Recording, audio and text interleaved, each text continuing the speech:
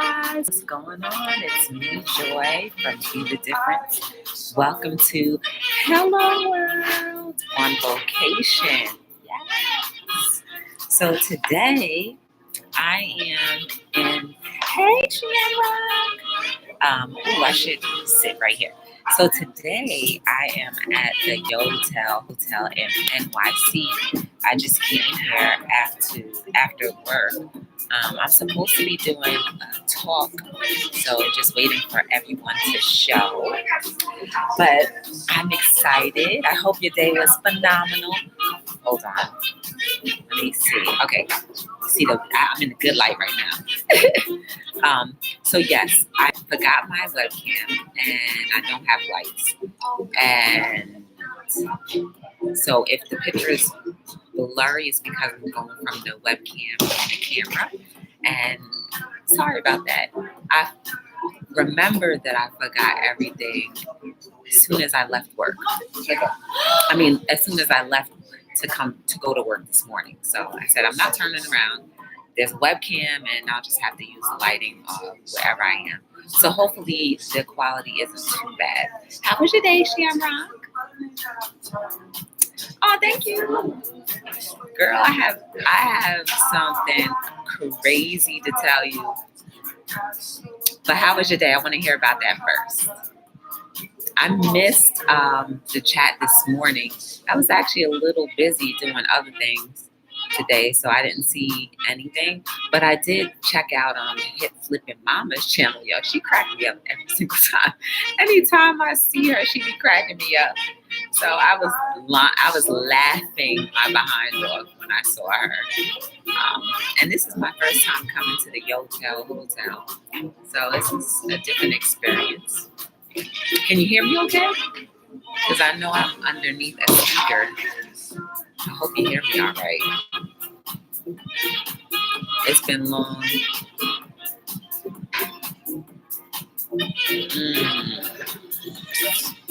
I'm sorry. I hope they do too. But remember, massage your stomach. One thing that the people did not tell, the nurses or the doctor didn't tell me, is to massage your scars so that they don't keloid. That's the one thing I will recommend. If you haven't been doing it, just try to gently massage, because what's happening is the muscles are, starting to come back together, and they're going to come back stiff if you don't massage them. So if you can, just try to massage. Not hard, but be gentle. That's okay. Doesn't matter. 12 inches, 2 inches, 3 inches. You still can, get a little tenderization in there. And you know what else he did? I didn't get any pain medication. All he did was tell me to take Motrin, 800 milligrams. And that pretty much, I guess, had me sleeping most of the time. But I didn't take anything other than that. So yeah, girl, you got this, son. You got this. So let me tell you what happened to me today. Which one did they give you? Was it Percocet? Oh yeah, this right here look better. The lighting look better if I'm like this, because if I'm like this, you can't really see nothing, but I see the glow. Wait, let me get back. I can't even get it back. Well, maybe I'll get it back.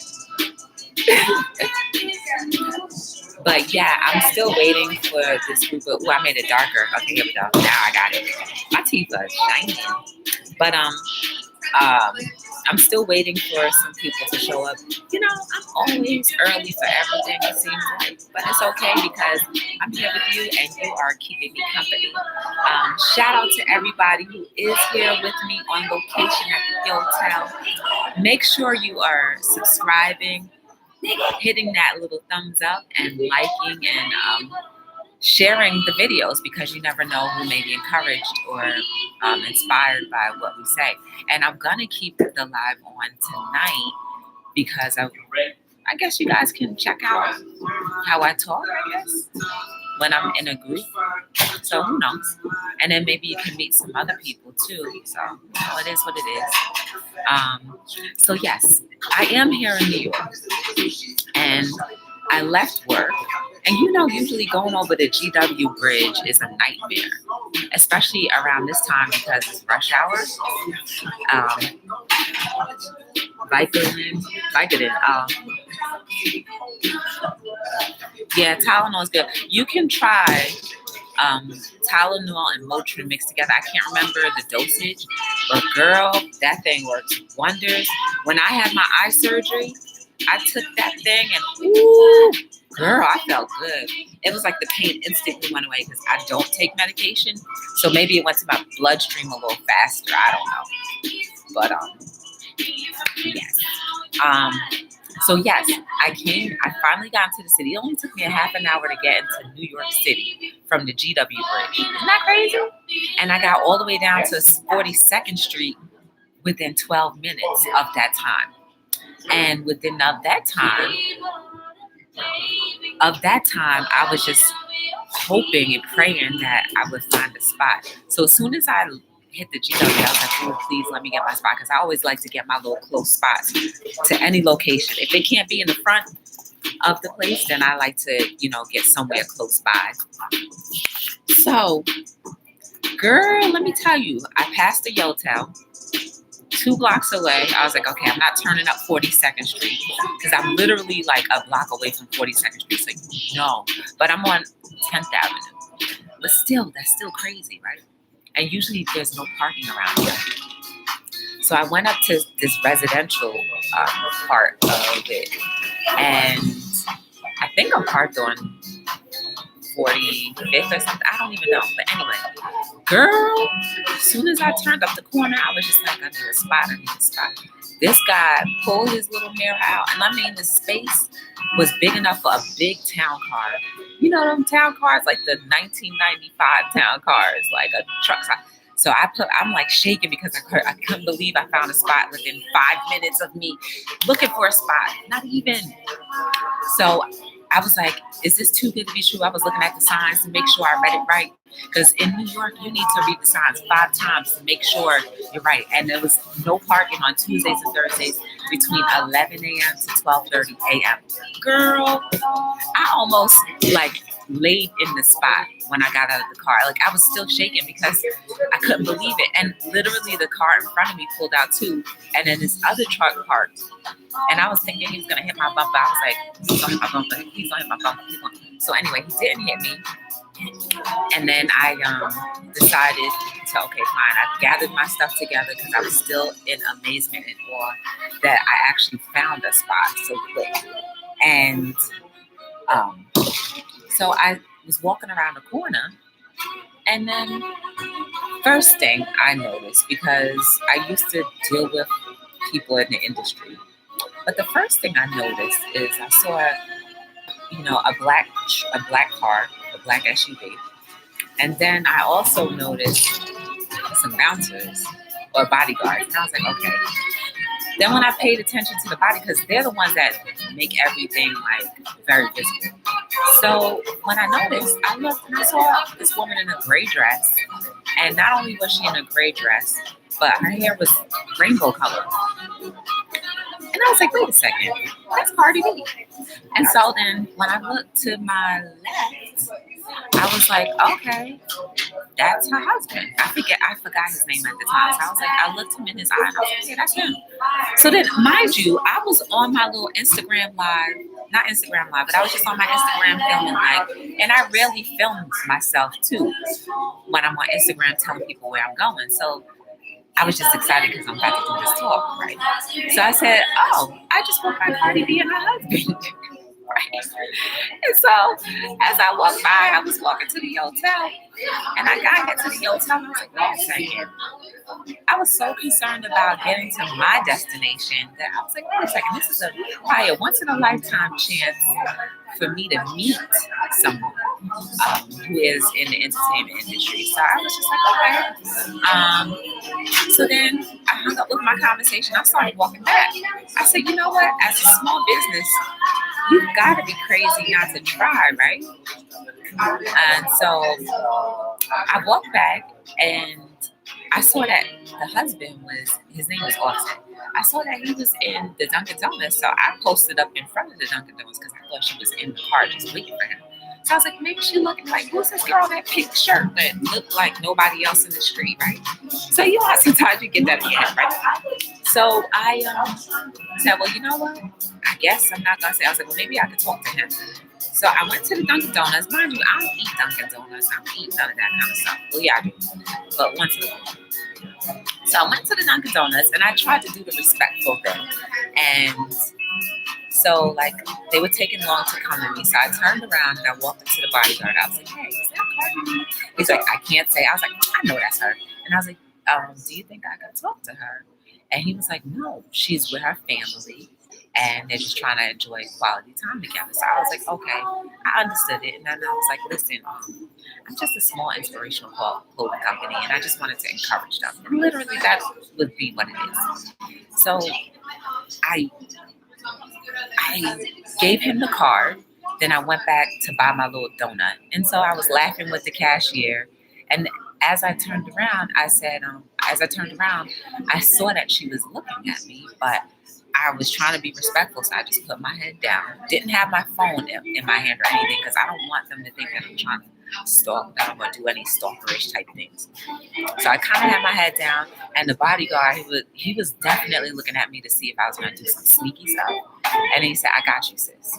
So hopefully, you know, he really does have me and he'll give the card. And hopefully she will see the card and actually look at the information and be encouraged by whatever she sees. So, you know, hopefully that'll happen. Who knows? But at least I didn't waste the time.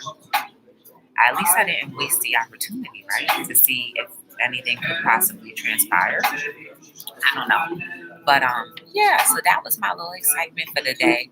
But I knew that the fact that I got through Manhattan, I knew something good was about to happen because I got through the whole entire city like nothing. I found parking like nothing. I was like, this is going to be my day. And I thought it was all about my day with, you know, this meeting that's supposed to happen. And hopefully, even with this meeting, that I'll get a positive feedback, and then also just people get encouraged by whatever I have to share. So we'll see, right? I don't know. I'm still in shock. I don't know, but you know, I think of it more so like a lot of people think celebrities have this great life.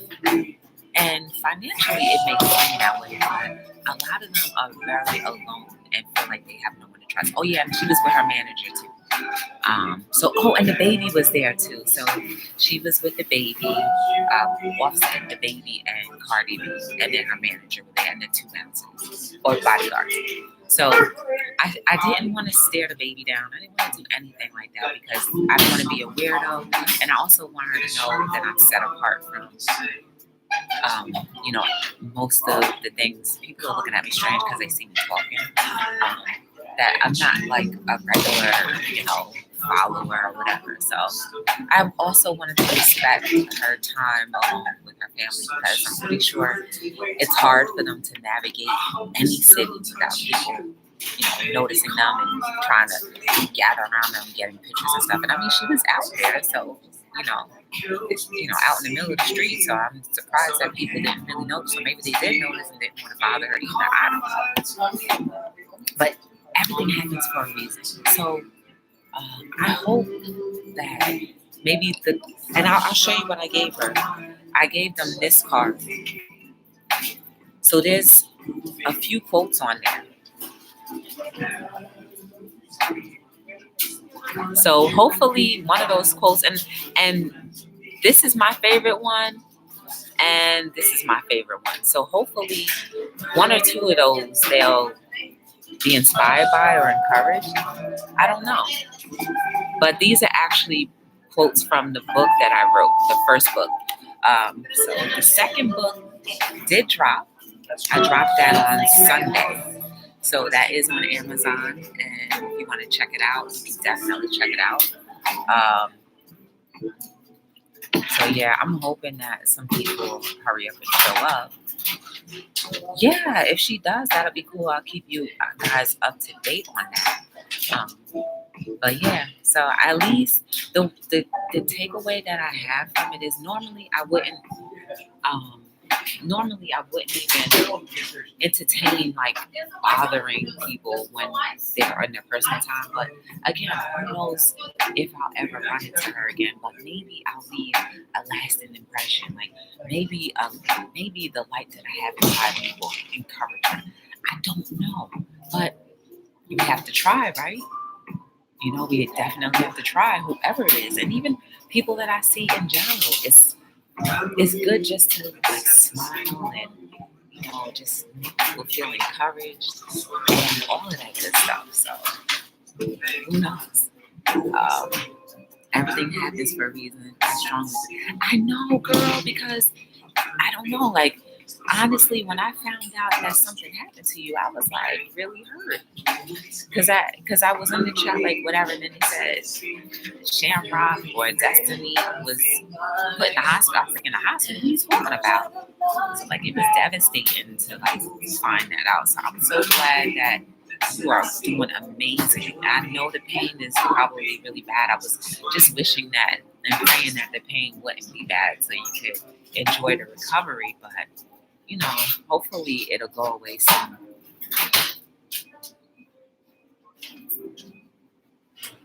Yeah. So yeah, everything works out for the good. And I know it does. And I'm glad it does. Hi, how are you? Hi, how are you? Joy, right? Joy it is, yes. Come on. Are you guys camera shy? No, not at all. No? Are you camera shy? No, I'm not. If you want, you can turn around. I'm actually on my live. I have a live talk show every night. You can introduce yourselves. It's called Hello World. So you can introduce yourselves. This is Shamrock. You can say hello to Shamrock. Hey, Shamrock. This is Tony Veer. I am the relationship coach. I have a website. Not a website. Well, I do have a website, but I got a Facebook page called Tony Veer's Relationship Advice. Been running it for almost 5 years. You should check it out because I got some good advice over there. All right now. And then your name. Okay. The camera is right here too. I'm Patricia Murphy, and I'm into historic preservation, and I like to let people know and support that we need to save buildings from being torn down. Okay. And this is Shamrock, so you can say hi to Shamrock. Hi, Shamrock. She's recovering from surgery, so guys, wish her well, pray for her, if you believe in prayer, whatever you believe in, just send well wishes up. So yes, Shamrock, this is 2 of many that should be coming. He wants the link. She wants the link. The link? Yeah, to your website. My website is tonyveer.com. So www.tonyvear.com. Okay. There you go, Shamrock. And she should go to Tony Veer's Relationship Advice on Facebook. I got a page. Oh. Got like 44,000 followers. Hey, Dab Kitty. How are you, Dab Kitty? Hello, I see so many people, It's it's hard to keep track of who's who, So when you came on the elevator. I'm actually doing a talk with this group tonight. Inspirational talk tonight.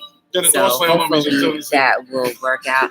And Tony is actually talking, I know who you are when you start talking. He is actually but when you see all these relationship advice counselor. So if you're interested in that, Yeah. I'm good. How was your day, Dad? Good. So I might get a little quiet, but I'm gonna keep the chat on. And it looks like that I am a little green because I don't have my webcam and I don't have my light. So I may look crazy. I don't know. But I'm thankful that you guys have joined me tonight. I am on location at the Yotel Hotel. And of course, my name is Joy. Make sure you're hitting that thumbs up. When he's in New York, is that where he lives, or where does he live? When you Between that and his girlfriend downtown. Yeah. Yeah. I don't know if I've ever met his girlfriend. I did. So yeah, that's that. Just so you guys know, I don't know if you know anything about me. My name is Joy, and I have a small inspirational clothing company. Inspirational clothing company. Yes, it's called Be the Difference. So basically, I try to inspire people through design. I'm going to turn you guys around so you can kind of see what's going on. Yeah. I don't look very good on there. You don't like it? I don't like the way I look. Oh, that's okay. It's just okay. So I have it facing this way. So I don't like the way I look either right now because the lighting ain't hitting me right. I mean, the light, the way it shows, like my skin doesn't look right, and I don't like the way my skin looks and all that. That's okay. I respect that. So yeah, I do inspirational clothing, and I try to encourage people through design. So the idea is we're creatures of absorption. So the more you see something is what you become. So if you keep on seeing a positive message subliminally through clothing, then you'll be that. And so it'll happen in twofold. The people that actually see the messages, it'll start encouraging them. So that's the idea. Yeah. And they're always hearing everybody saying that they want the world to get better and whatever. I feel like it is getting better, and it has been getting better for a long time. But because media and social media and all the other things kind of amplify negative things more than anything. Yeah, I don't know why the media doesn't get involved in more productive things. Like instead of getting people interested in trash, why can't they get people interested in productive stuff? Put on reality shows on saving the world. They can put on reality shows where people go out and clean up the environment. They could make reality shows like that and get people interested. Money. That's the thing. It can if they promote it the right way. It's the way it's promoted, and people are conditioned into thinking that this is what everybody else is doing. They're conditioned to like that stuff. Well, the challenge is that it's the society's level of consciousness. Mm-hmm. So control. Yeah, well, that's on the lower end. So I read the book Once Upon a Time. I can't let it go. I'm never going to stop at least checking it out once in a while. It's called Power versus Force. Mm-hmm. And Power versus Force is about different levels of consciousness. This guy used muscle testing. I don't know if you're familiar with that. Muscle testing is a system based in a science called kinesiology, about the body. Imagine that. And if you learn how to do muscle testing, you can stick your arm out here. Somebody will ask a question and then push down on your arm. And if the answer is true, even if you don't even know the topic, it'll hold down. It won't be able to push your hand down. And if it's not true, then no matter how hard you hold it, your arm going to go down. That's true. Right? So that's like... I never heard that. Yeah, kinesiology, muscle testing. There's other ways of doing it. But anyhow, the thing is, he used that system to identify 17 different levels of consciousness. And so power starts on a random scale of 1 to 1,000. It starts at 200. So most of society is below 200 on the level of consciousness. Yeah. So pride is below power. Pride is force. And force is, I got to take this in order for me to survive. Right. I got to kill everybody else off in order for me to survive. Power is where everybody wins. It's also a level of maturity. Right. And discipline. Yeah, discipline comes after that. But the thing is that if you don't see the opportunity to be loving, the power of being loving, then you're just going to be like eliminating competition instead of being creative. And so that's what's going on.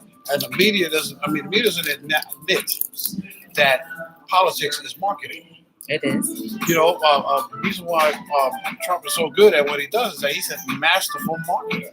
Masterful. He knows exactly what to say to trick people. It's almost like he knows the NLP, neuro-linguistic programming. You familiar with that? No. Oh, neuro-linguistic programming is a neural brain linguistic language programming. And so you can use your mind and your body to program anybody or yourself. So using certain hand gestures and using certain phrases. He always does this. Right. So, always does this. So he knows what works. I don't know if he knows what NLP is, but he's using those practices. And so the media is scared that he's going to bully him around. And I don't understand why they're so scared of him. I grew up in the Bronx, South Bronx. I grew up, with street gangs. I'm like, I see this guy like, I ain't scared of you, man. Get out of here. What are you talking about? You're from New York. I see through you. You're from New York. You're New York. You know what it is? People are afraid because he has so much power and money. That's what they're afraid of. They're not afraid of him physically. It's just the things that he could do. They said that when he was going to school and growing up, he used to get into a lot of fist fights. Oh, so he can fight. Yeah. I would tell you, I learned about bullies. I bullies. was reading about that, and he's always getting into fist fights when he was in high school. And I learned about bullies in elementary school. I found out that bullies are the biggest punks out there. Yeah. Because they got to walk around and force and prove how tough they are. When you're really tough, you ain't got to prove nothing. Most bullies come from broken. Yeah, heartbreak. And most of them have a low self-esteem. Yeah. And they feel Somebody keeps like, telling them. like they feel like dirt. That's why they, treat others that way. They feel like dirt. Yeah. So, dude, it's New York, man. Get out of here. I've watched him since the 80s on and off. I thought the what do you call it? What's the show he had? The TV show he used to have? Oh. The Apprentice? Yes. That was the first reality show. Yeah, really? Yeah. Well, the reality competition show. Yeah, well, it was entertaining, no question about it. It was entertaining, but we're fired. I didn't really think that much about it until they started calling. I don't like those reality shows. Yeah. Yeah, they got I Shark Tank. There was another one called Shark Tank. It's still on. Yeah, and those people don't win prizes. They say they're going to get a whole big career and all that stuff. But I think Shark Tank is good for the entrepreneur.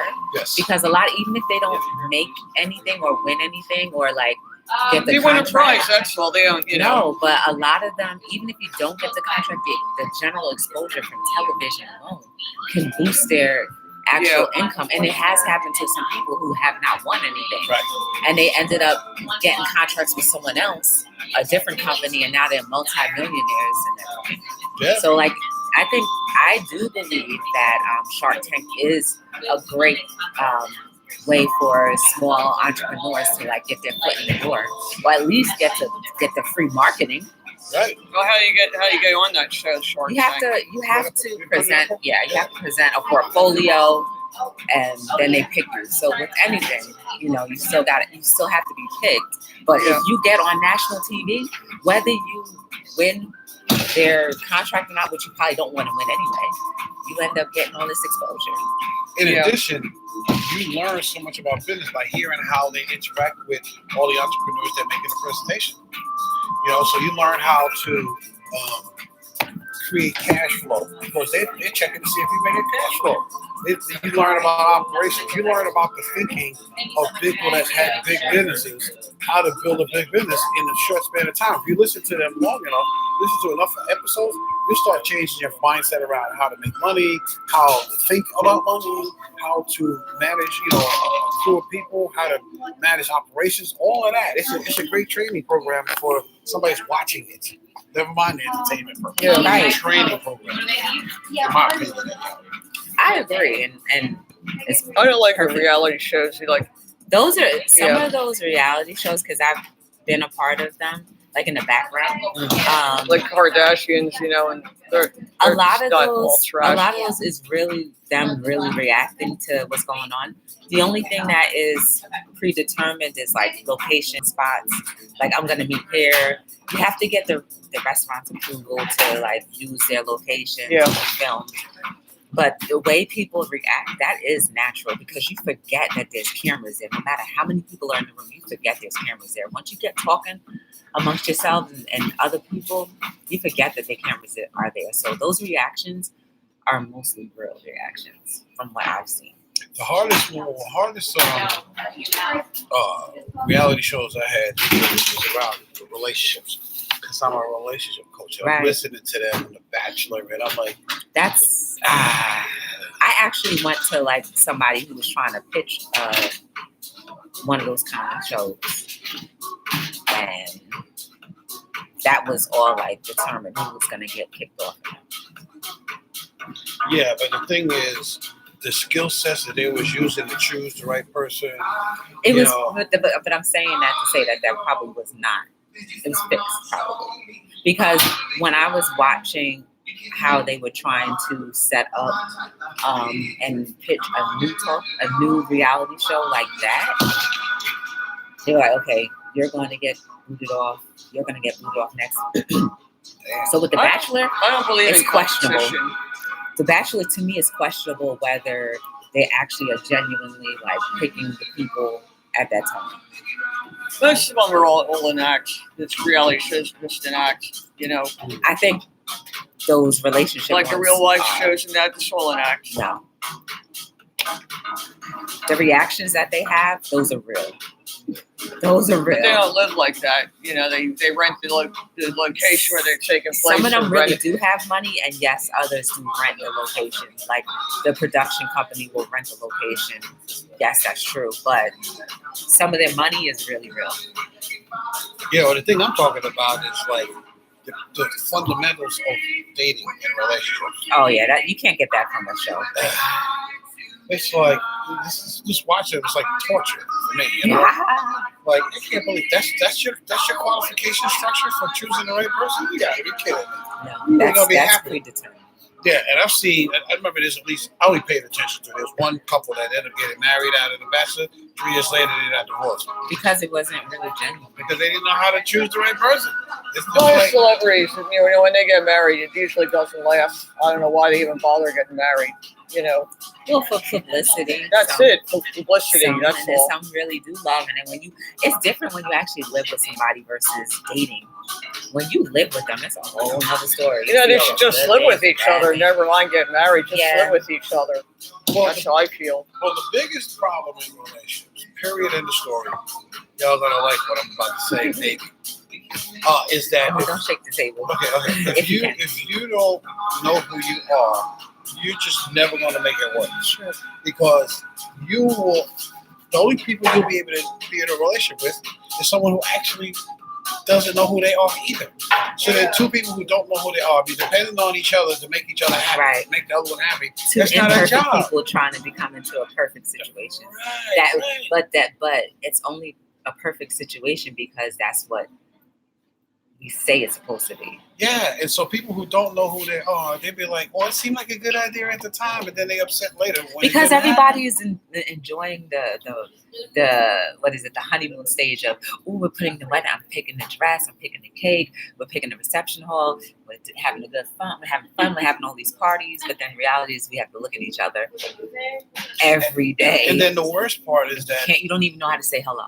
And the worst part is that the person who knows who they are, they will look and see that you don't know who you are, and they be like, well, you can't do it. And so they're only going to be with somebody who knows who they are, that's mature, that's aware of their principles and all that stuff. Right. So what happens is you only have couples who know who they are, they both know who they are, they share each other's happiness and support each other, but don't try to change them or fix them, right? Mm-hmm. Or the other thing is, well, gee, I thought you were supposed to, but I thought you were supposed to. And then next thing you know, you got two people arguing with each other all the time because they don't even know they're not on the same page.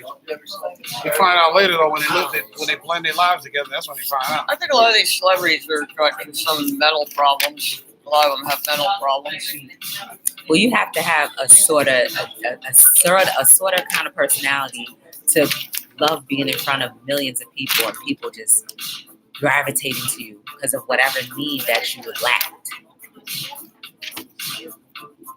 So I don't know. Pat, Trish, I'm inviting you to come to a meeting tomorrow after midtime Manhattan. What's the meeting about? It's a meeting about Toastmasters. Oh, I won't be able to make it tomorrow, but maybe another time. We wear crystals.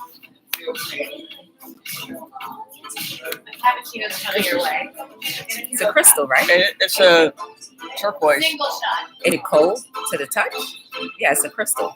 Oh, really? So, I didn't know they called them crystals. Some people call it stones, but they're crystals. Yeah, most people call them stones. Okay. So, can't wait to hear what you got to talk about today and see who else is showing up here. Hey, Jenny B. Welcome to Hello World. That's what I say to everybody. Mm-hmm. If you guys want, you can always watch the show or join it, call in anytime if you want. It's on YouTube, Be the Difference Clothing. Okay. So if you ever want to do that, you're more than welcome to. Okay. It's my card. Patricia, here is my card as well. Okay. All right. One of my gifts, talents is creating workshops and other types of intellectual property, or otherwise known as content creation. Okay. And I like to help people create stuff. So maybe we could have a conversation that can help you create something that they could benefit from in terms of transforming your information in your mind, your knowledge. Right, and bring it out. Right. Dab, you always doing dishes. I think every live that I've seen you on, you always doing dishes. That's great. At least we know you clean. I think I'm going to talk about that tomorrow on Hello World. We're going to talk about cleanliness tomorrow. So, Dab, I think you might be my guest for tomorrow if you're around. Because we're going to definitely talk about that. Oh, Jenny B's still at work.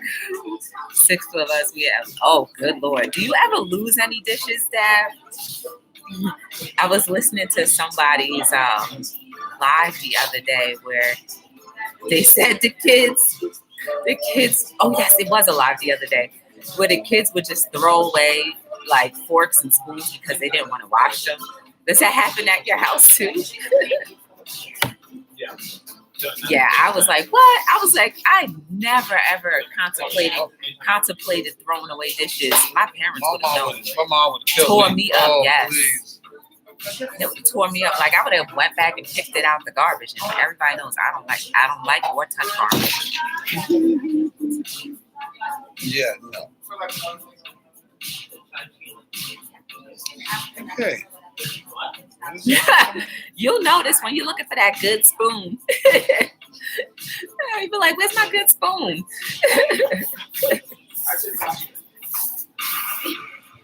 Hi, how are you? Good.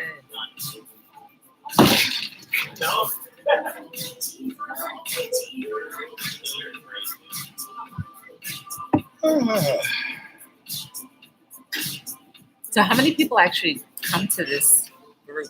Anywhere from 6 or 7 to about 20, 25. Okay. So, I can't predict.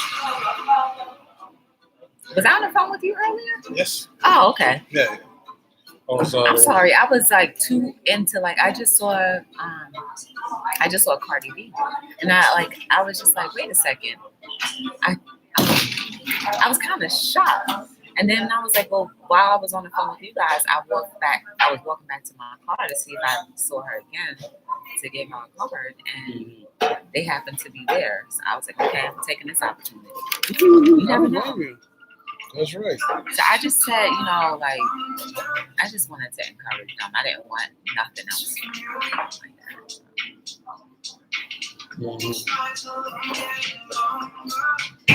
that. I'm like addicted to the news. Not quite, but almost. I don't listen. I don't watch. I do. Because I'm watching. What I'm doing is it's teaching me the quality of character of the people that's in the public eye. But it's also teaching me quality and character of the people around me that's not in the public eye. Because what they're doing here a little bit different. Oops, I'm sorry. No, because they're like, they're probably going to throw up over there. Oops, sorry.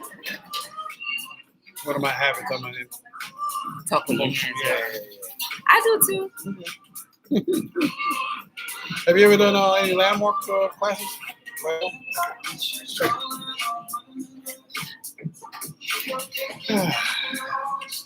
teach people how to grow up, among other things. Well, if we could just get into the heart of a person, anybody can, grow up, Yeah, we're capable and designed, but are we intending to do this? You don't know what your intent is until someone opens and helps you realize what your true intent should be. So far, our intent has been taught to be employees and to be good people just to sit down and listen. That's what our intent has been all these years. But now, some people who are getting free are realizing what their life purpose is supposed to be, and that's where it gets dangerous. Interesting you would bring that up because I found out in 2012 that my life purpose was to write a book. Okay. And the book is called Can't We All Just get along. Yes, we can. And then the book is about being able to recognize a person's personality type and quality and character just by talking to them. Look at that. Exactly. And notice how people don't even look at each other. Then a lot of people talk like this. Yeah. Because you don't have the confidence. Like when you can look at somebody in the eye, you can actually see their soul. And for a long time, I didn't like looking at people in the eye because I didn't want them to see my soul. And so now I don't really care. It doesn't bother me. Let me ask you something. I'd like to invite you to Landmark. Have you ever been to Landmark? You just asked me about that. Yeah. She never said no. I've never even. Would you want to come as my guest? I guess. What is it all about? Self-improvement, getting out things out of life that you really want is important to you. Okay. I mean, I guess one day. Because I've taken it and it's really changed my life. I feel a lot better about myself than I used to. I mean, I guess it's worth taking a look at. So I'll invite you on Monday, not this coming Monday, but in 2 weeks. So I was talking about my book. I found out 2007 that my life purpose is to have love present on the planet. And so I created the book. It took me 7 years to finish it. 504 pages of You guys better manuscript. check his book out. When it comes out, it'll be coming out, I'm going to say by the end of the year, maybe early next year. What's the title? Can you give us the title? Yeah, the title is Can't We All Just Get Along? You hear that, guys?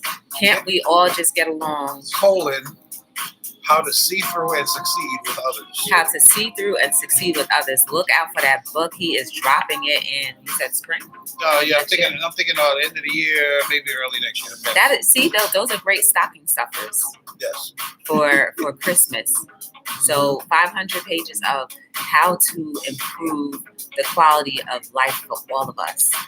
Something that we like doing, right? In addition, people are going to find their life purpose just from reading the book. And you find your life purpose. Yeah, it's more than like, oh, this is the thing I really, really want to do. No, it's the thing that the creator put you out here for. Somebody We asked talk about this every night, guys. So I also have a 2-day workshop that's the 2-day version of my book. So I'm just going to start doing that in July. I've never been. If you guys are in the New York City area, you might want to check out his workshop. Yeah, July 6th and 7th, right after the 4th of July, Thursday. And it's going to be on 18th Street. If you have any more questions about it, feel free. But I'm definitely going to be doing it because every time when you're a coach or a trainer or a teacher or even a parent, every time you interact with people that don't know what you're doing, they teach you more about what you already know. So I'm looking forward to being able to communicate those kind of things in like one conversation. So. Okay, so Jenny B missed it. The name of the book? Yeah, she missed everything you just said. Okay. So the name of the book is Can't We All Just Get Along? How to See Through and Succeed with Others. Okay, good. Yes, okay. And it's about a couple of things. One, how we're designed as a species, our social structure. 2, how to identify different people's mindset, personality type. 3, how to find the reason that God put you on a planet in the first place. You made an agreement before you was born to do something here, and you may not remember it. Most of the time we don't, but it's in you, and this book will help you actually identify it so you can live it. Because when you live in your life purpose, the reason you was born, it's not like you want to accomplish this stuff. It's like, no, I have to, because it's the way I take care of everybody else, and this is what God put me here for, God, Jehovah, whatever name you want to use. Like, you won't be able to do anything else. It'll be the most fun thing you'll be doing. It'll be the most compelling thing you'll be doing. And you will know yourself inside and out. And you'll be able to see through people. I know y'all heard of this thing called game, recognize game. This book won't teach you everybody's game on the planet. It's just going to. And seriously, Tony, we talk about this every night on Hello World. Give thumbs up if you guys agree that this is what we talk about. Because honestly, Hello World is a talk show about everything and anything. That's what we talk about. And it's more so about activating whatever we talk about and actually putting it into our regular lives. Because I don't want it to be in vain that we entertain each other and then that's it. But no, we take what we learn from the chat and whatever we talk about and actually apply it to everyday life. So this is what Hello World is all about. And what you said just now only confirms what I've been telling you guys all along.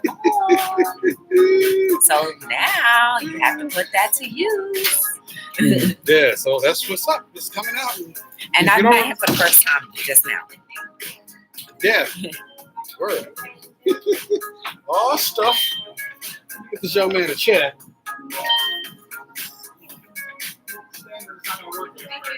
Hello.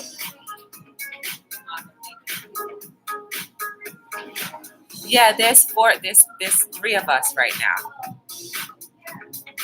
Yes, I'm with Tony and Patricia, and then there's somebody else walking out right now. Oh, bro. Thank you, Dad Kitty. Right. Yes. I had to call Fred because I wasn't seeing anybody. All right, come see. Hi. You got it. Okay. How are you? I'm okay. Bye. I was sitting right over there, but getting right. Yeah, well, glad you made it over here. Yeah. You know, that friend broke her hip. Really? I didn't know that. Wow, that's not cool at all. Right. We was doing a show, and she tripped over one of those cones. Oh. Wow. Wow. Bohemian Rhapsody. Who came up with that I title? haven't seen Roger in a long time. You know Roger? What's his last name?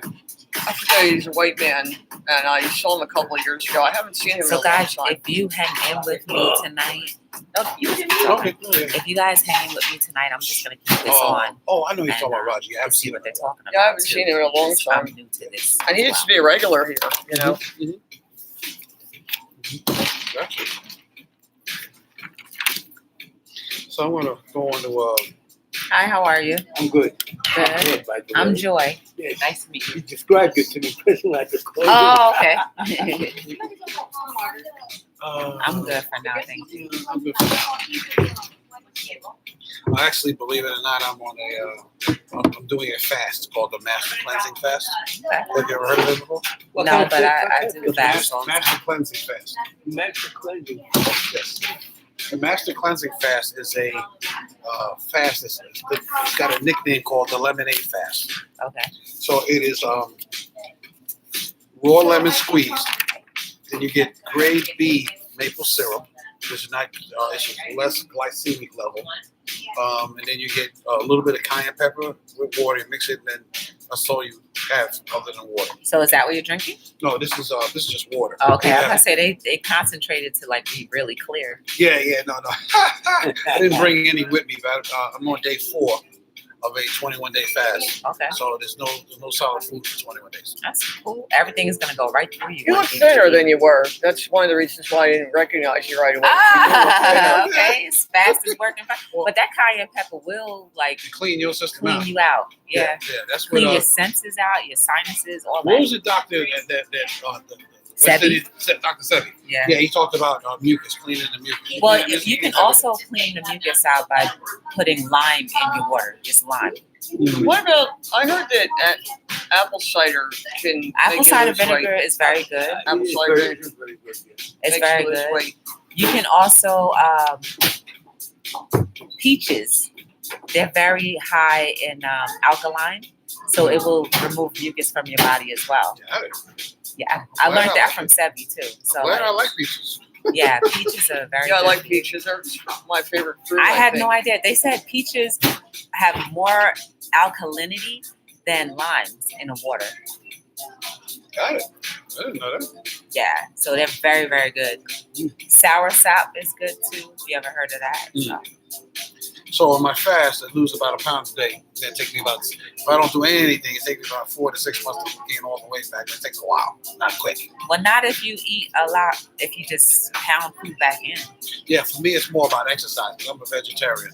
Okay. And so I've been a vegetarian for about 6 years now. And yeah, I like it. It's easy because the only thing is you just got to eat as much food as you want and enjoy the food as you eat. So if you like spaghetti and peas or string beans or something, you eat that and you don't miss the meat because you're full and you had some good food. Yeah. No big deal. So, and then I'm not a foodie. I tell people I'm really good at coaching. I'm really good at learning. I'm really good at writing. I'm really good at a lot of stuff. You know what I'm not You good at? know, In the Ed kitchen. Snyder, I haven't seen him in a while either, Ed Snyder. I don't remember that. He was an older white man, and he used to come to these meetings a lot, Ed Snyder. Well, wife, What's that? his wife is ill. His wife, she's had cancer. I wonder how she's doing, though. I haven't spoken to her. Okay, they're both doing the show now. What's that? They're both doing the show now, Into the Woods. Yeah. I know she's had cancer, but I thought that she was, kind of in remission or something. Brandy McGee has cancer, too. The same kind of cancer. Wow, I did not know she had cancer. Yeah, Brandy McGee, yeah. Yeah, he just said that she just broke her hip. Brandy broke her hip? How'd she do that? We're doing a show, and she tripped over, and we're outside. And she tripped over a cone? She tripped over a cone, yeah. Oof. She hurt her leg a couple years ago. She hurt her leg. More than a couple of years ago, you're right. Yeah. Not cool. It was maybe 4 years ago that she hurt her leg. I don't know if she broke anything, what she did. Not during, but it was the same year as Hurricane Sandy. Yeah. How long ago was that? Like 6 years ago? Something like that, yeah. Wow, time flies. Did she break her leg then, or did she just... No, oh yeah, no, she broke her leg then. She was in Hawaii. And then the tide pulled her in. Jeez. Broke her leg and also her wrist. And took a while to get out of Hawaii. Michael was there with her.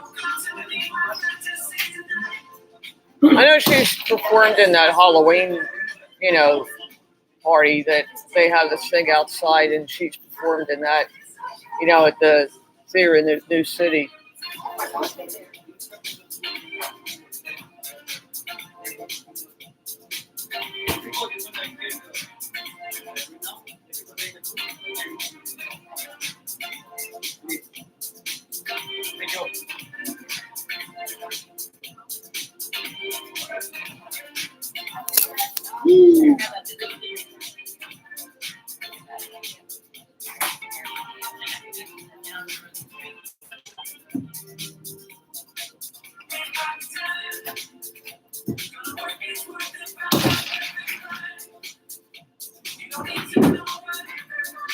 Me too. You see me shaking up over here? Okay. So I got a text, a message from somebody in must be after Gauteng. I get a lot of inbox messages for advice Okay. on relationships. So I just got this one. I'm gonna read it. Guys, listen. I'm a 37-year-old female and mother of 3 teenage girls, and going through a divorce that was a relationship that was 23 years long. Wow. And married less than a year when things went wrong. 8 months ago, I got stopped by a guy whom I noticed from the word go that he is married. He knew how I felt about it then and there. Then we exchanged numbers and we texted back and forth daily for what seemed like hours at a time. Needless to say, things progressed rather quickly. As 3 months into it, we did the deed. He is attentive to me and my needs, despite him being married. I've fallen for him in a big way, even though I know I shouldn't. My question to you is this: can such relationships make it through to the other side? No. P.S. I don't have a confidence issue or low self-esteem. I like what I like, and he has the whole package. That's what she thinks. He got the whole package. She's just thankful that she doesn't have to deal with the whole idea of taking care of him, because it's temporary now. Because when it comes for real, true, when he really comes around, it's like, yeah, I'm fully available. She's not gonna want him anymore because she'll realize it's too much work. She has 3 kids already. The first question I would ask is, why did she exchange numbers with him? If she already had doubts about it. Reality is she wanted him to happen. She was unhappy. So the real thing is, they both are each other's rebound chick. Yeah, there you go. Right? So he's her rebound guy. She's his rebound chick. Girl. So as soon as they heal, they're going to be like, I don't like you. Yeah. See you, wouldn't want to be here. Right. He's not leaving his wife. And even if he was, it ain't going to help. She don't want to hear you say it. Yes. Well, so we're going to tell us, I don't think so, and I'll tell you in a few hours. I wonder where everybody is. Usually Rodney Giddens is usually here. Yeah, they usually don't get here before, say, about 8 o'clock, but it's a little after 8, so. He's usually one of the first people here, and then Preston King, he's often late. I don't know why he's late all the time. You would think he'd know better. What's that? I can't do it. Some people have time for it. Yeah. Man has time for it. Yeah, he's, So here's a quick question for you. yes. Okay. Because, if you want to get a job or something like that, it can... Dab Kitty is like, why do women go after married men? She is married You're herself, right too. about that. Well, She doesn't get it. Right. it's more about the chemistry and the immediacy than it is about a Relationship. real relationship. Yeah. It's not about, See, see, if you're there with somebody and you don't know what your life purpose is about, your highest aspiration for being in a relationship, whether it's being parents and family members, whether it's being adventurous, whether it's making a difference or being an entrepreneur, you got to know what you're here for, what you really want to do, and then meet somebody that's also doing the same thing. That's how you're going to last 40 years, 50 years. I know that if Other I than was that, to go out... no, it's just not. It's not going to work because you're going to wake up one day and you're going to be like, "Gee, Bored, yeah. well, more than bored, you're going to be like, well, gee, how come?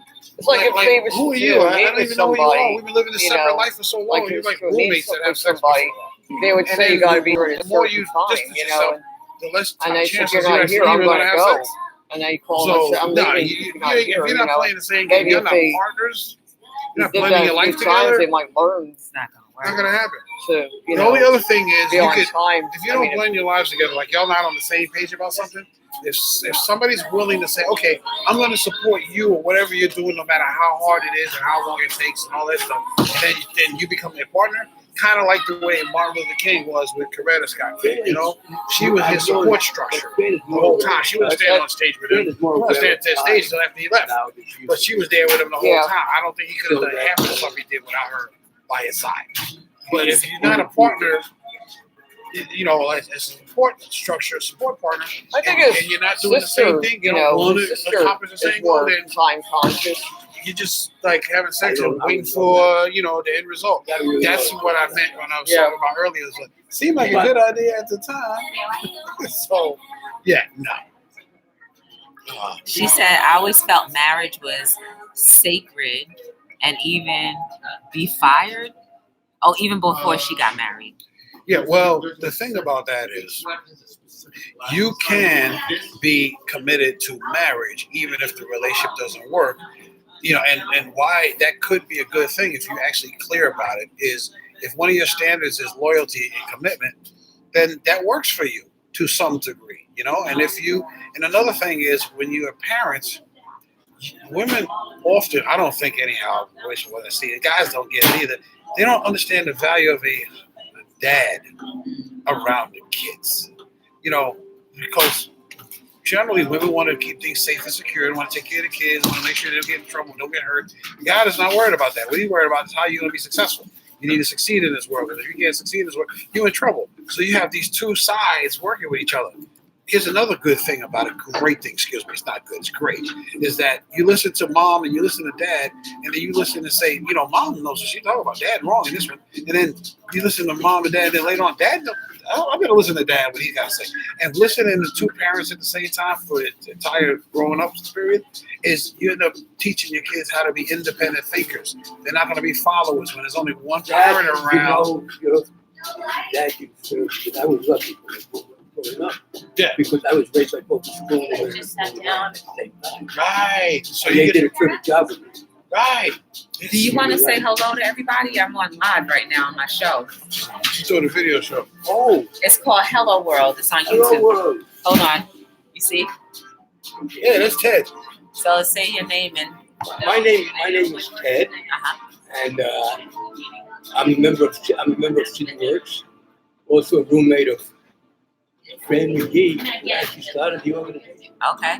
So say hello to Jenny B, Dab Kitty, and Shamrock. They're on here now, just chatting away. Nice to meet you. I haven't seen you yet. Does Fran McGee still live in the same place he was living? I also just met him for the first time now. 40 years? So this should be interesting, guys. Yeah. Jenny B said nice The to meet you. landlord was trying to get rid of her, was Here's the biggest challenge I find Yeah, about but we had to relationships. find out that they Biggest challenge I find about relationships, nobody What'd you say? seems to We're know or process is communicating the entire Yeah. realm of relationship. And we think Because they don't know. breaking People don't of the know. Like Maybe the a- separation a- between a blessing in disguise. being in a healthy relationship and knowing what a healthy She's out of the relationship house. What's sometimes being done? isn't Yeah. taught, She's gonna- and then they're sometimes moving people on don't get a to chance to GA. experience it. But people like Dab Kitty, who says that her and her husband are She's like still gonna best stay in friends that and they've been apartment? loyal to each other for a Of long course. time. Yeah. There had to be some place and time where you guys I knew know. about relationships and how to care for each other You know, Well, the right way. Well, it's actually, she's entitled to I think you were blessed with a different way. Yet, you know, and her So I'll tell you husband's what I've observed. So in relationships, in business, I don't know how people or in can, almost you know, every other area of life, you can go to college and you can get the whole world of it. And yeah, you might not Yeah. be good at it, but we know a whole lot about architecture, about You know, I mean, business I think building, that's part of the thing about swimming, but about a whole lot of stuff, you gotta find a about music. But what we don't have is the I don't know how fundamentals people of can live in relationships. those places. So I Like, want they to tell you gotta the spend all four their money on fundamentals rent. of relationships. Four. You know, So I the mean, first one is I always I was think just about that we go now. through three I was developmental thinking- stages. Those developmental stages are how to get somebody, that's usually from junior high school to college, and then usually most people can get that. So Yeah. second is how to keep somebody. And then, but people don't realize that it's easier to keep And somebody they, than they live in think. these places. They have to have Because if you've roommates. been in a or- relationship for at you least have a that. year, at least You have twice, then you Yeah. actually know how to keep somebody, but you don't recognize the third hole in the game, which is knowing how to choose the right somebody in the first place. So now what ends up happening, and I've observed over the last Yeah. 15 years or so, is that the people who expensive, but know, people who marry their high school sweetheart. Oh, stuff. He's not here yet, but Hi. Young man, how are you? Come on. This is my girlfriend Anita. I was just freestyling over here. As soon as I finish what I'm saying, I'll help y'all get some chairs or something. But I was in the flow here, so I'm gonna go ahead and handle How you it. doing, young man?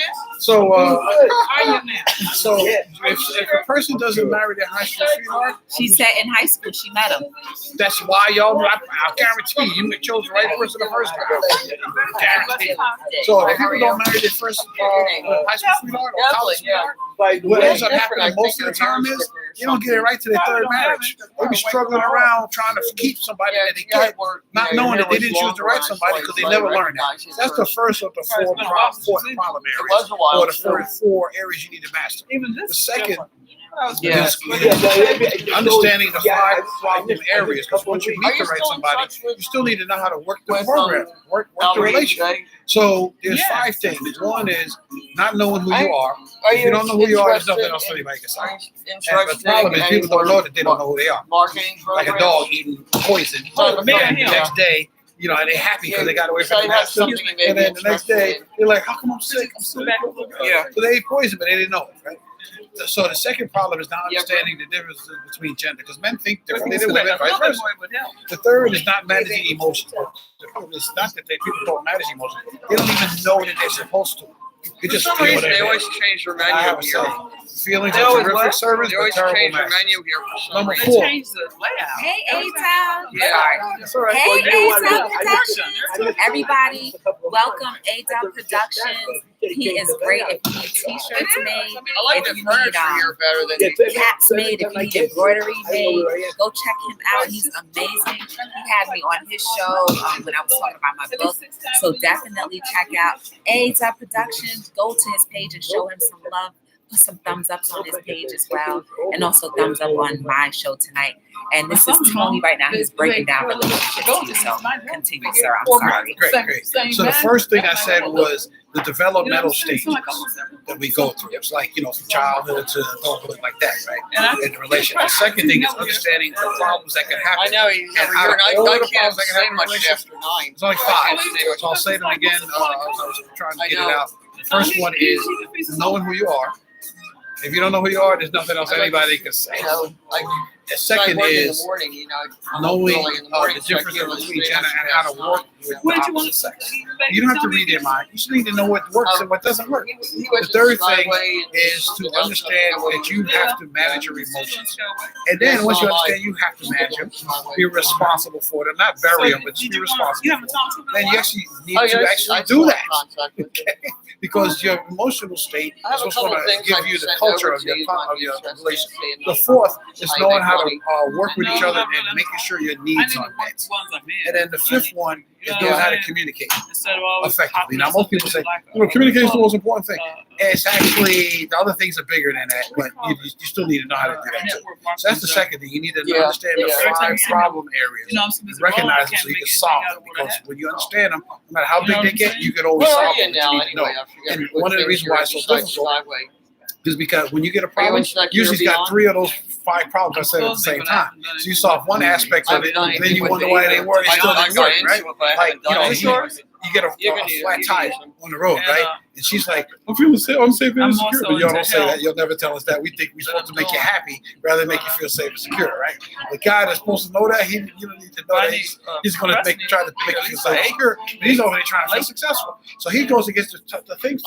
But then she's like, how come you didn't Yeah, I listen to got me? into So that was a Snack Here miscommunication Beyond. I problem. didn't do anything. Right? It was an with them. emotional Sorry issue. that That network neither one of them marketing. really got on the same page around emotions. And then, you know, if you don't know who you are, it's Keep saying horrible. it's It's just never going to CBD get gonna over be it, even though you'll go back to driving as soon as the What is it triple called? A comes to CBD? fix your tire, right? Yeah, that's it. So CBD. that's a But doesn't seem to be relationship very popular complicated amongst because we don't know what the problems are. We don't separate. And everybody the has it. I mean, problems Here so that we Beyond can is not actually the only solve one that the makes whole that thing stuff. at once. You That's can the buy it second at thing. Walgreens. You can buy it on Amazon.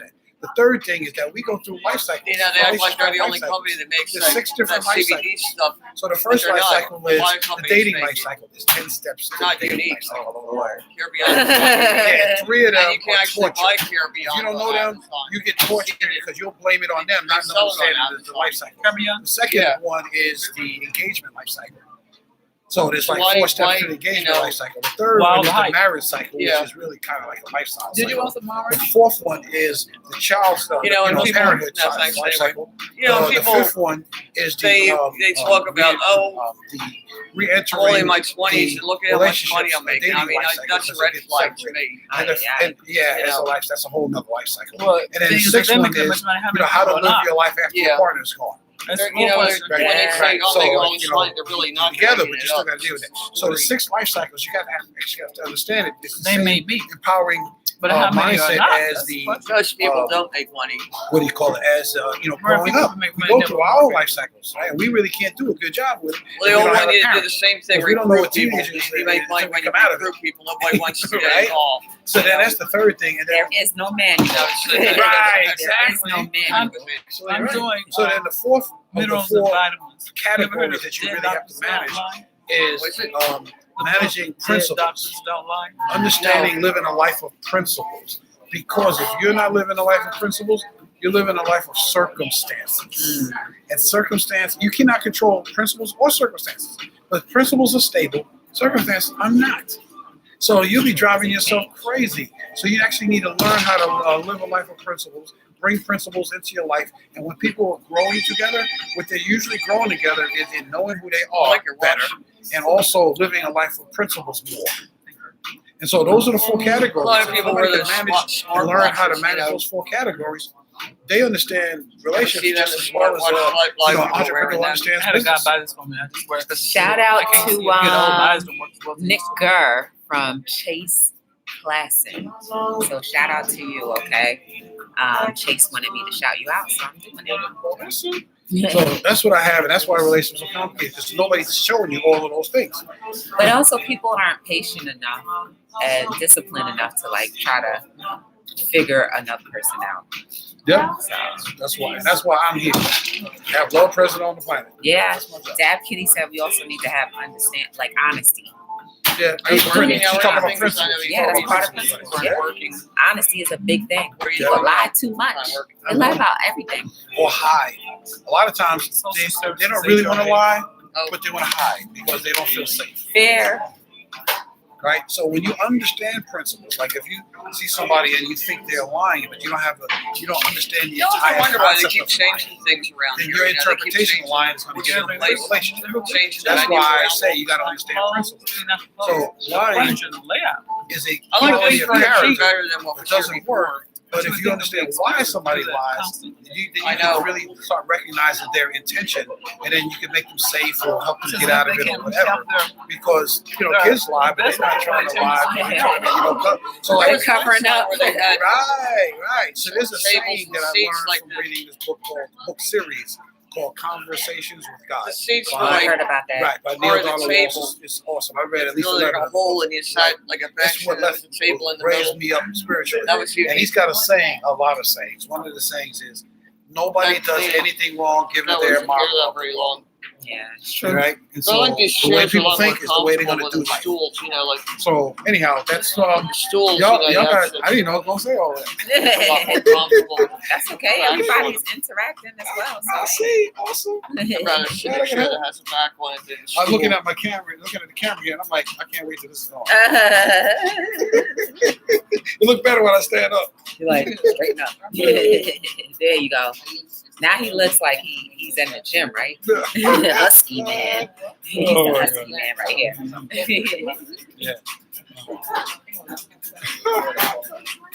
That's funny. Okay. Yeah, I'm surprised Brandy McGee's not here. She usually comes. And Rodney Giddens, they're usually here earlier. Not so much in the last couple of months, 'cause, Rodney would be here by now. Rodney always got that fried fish, like, remember he always used to get his French fries and the fish and chips. He always got fish and chips when he came here, but they don't have the fish and chips anymore. They used to have like a cone. I'm not at a fish and restaurant. chips. I'm at Remember the that? Yotel. Yeah. It's Rodney a always hotel got that in when he New York came. City. I guess we're like in their little conference cafe area. Yes. So I'm supposed to be here to do a little talk. And as soon as I guess a few more people show up, or the people who are actually running the group, then we'll get started and you guys will hear what I have to say. Yeah. So this is the first time I'm meeting everybody here. So, hopefully we can bounce ideas off of each other and kind of just come into one idea. Oh, all I have to do is put my arm right where it's at, and then I look slim. Yeah, me too. See, now if I can get the lighting good, let's see. If I can get the lighting real good, bam. See, For some reason, right. the lighting has to be just right with me because, like I've when been I was on there, I upstate didn't New look York good at and all. never to city. You know. I live in New York. Well, it's an Girl, opinion. it's not that bad. It's an opinion. There's You're Uber, entitled. so Uber is okay. Like they'll get you back and forth to wherever you want to go. So you don't have to even drive in the city. She's from New Hampshire and has never been to New York City before. New York is the city that's got everything. Yeah. They got this awesome ad campaign for I think it's called City Streets or City Smarts or Street Smarts. I forget what it is. So it's the most hilarious ads I ever saw. So one of them says that this is the only city where people use their fire escape as a second living room. It's true. Put the plants out on that fire escape. Mm-hmm. This is the only city where people are as real as the bags that they buy are fake. Listen, I only went. I was in New York City with a friend of mine and went to the courthouse. Never again. Like that was the scariest thing. Like people were yelling at the corrections officers or the police officers, and the police officers were yelling right back. I was like, whoa. Like where I'm from in Jersey, you don't do that. I came off the bus. I think I was in Washington D.C. for a couple of weeks, and I came up into New York. Got off the bus around Times Square. I got off the bus, and this old lady's running across the street, and she's running across the street. And she smacks her cane on top of the hood of a car. Oh my goodness. And the guy yells, "Hey!" And a couple of other tourists were standing and says, "Oh, they're almost scared. This is crazy." That was really weird. I don't know what was going on, but this woman, she might have been in her 70s, I guess. She's running across the street, and she smacked her cane down on top of the guy's hood and dented it. And he yells out, "Hey!" That's like a $700 job. So the other two, I'm not sure what she was mad about, but he did something that got her mad. So that was weird. The other two ads that I saw, the last one, I'm saving the best one for last. So the third one was, this is the only city where the hairdressers know all of your intimate secrets. And the last one, this is the one that killed me. This is the only city where the pigeons expect you to step aside. Exactly. And then I realized, this is the only city where rats look like your cat. Yeah. I saw a video on YouTube of a rat. A rat was carrying a whole slice of pizza down the steps. He was carrying a whole slice of pizza down the steps. This rat. So I put it on YouTube. And the reason I found this out is because I know a guy who speaks birds and he told me, when you get to the wood, the Somebody dumped a whole pile of popcorn on the subway platform once, and 3 rats were coming up and eating it. There were 2 of them eating the popcorn, and one would come up and go down and come back up. There were 3 of them eating it right on the platform. Rats scare me. Well, they remind me of squirrels. I don't know. Don't associate the two. It's disgusting. Except they are the family too. Yes. Except rats have bare tails, but squirrels have hairy tails. That's disgusting. So there's a video series by this guy. It's like a Muppet character named Johnny T. Johnny T. He talks about how to operate in New York. So his best video, even though they're all great, is called "You're a Jerk." So he's talking to tourists how to do this. Yes, he says when you're a tourist, we like you, but you're a jerk because you don't know how to get around here. So here's the thing. So the rule here is move fast or get out of the way. Move fast or die. That is really not a bad suggestion, because I found myself getting annoyed at people who are just ambling around. And I want to say, this is New York. People, they just bump into you and they keep on walking. It's like and people get so rude, on the subway trains and that. Yeah, because they're trying to get home. You're in the way. As a matter of fact, what he says is, listen, stay in the hotel between 4 and 6:30 p.m. because people are trying to get home. Get out of the way. He's a Muppet. He talks like him, right? He talks like he's an Italian mobster. It's hilarious. Oh my God, I love that video. It's about 4 minutes, and then you got another video about how to operate the rules on the subway. Oh my God, like swinging on the poles. Get out of here with that. This, that, hilarious. Johnny T. You want to understand how to move around New York? Johnny T on YouTube. JONNY.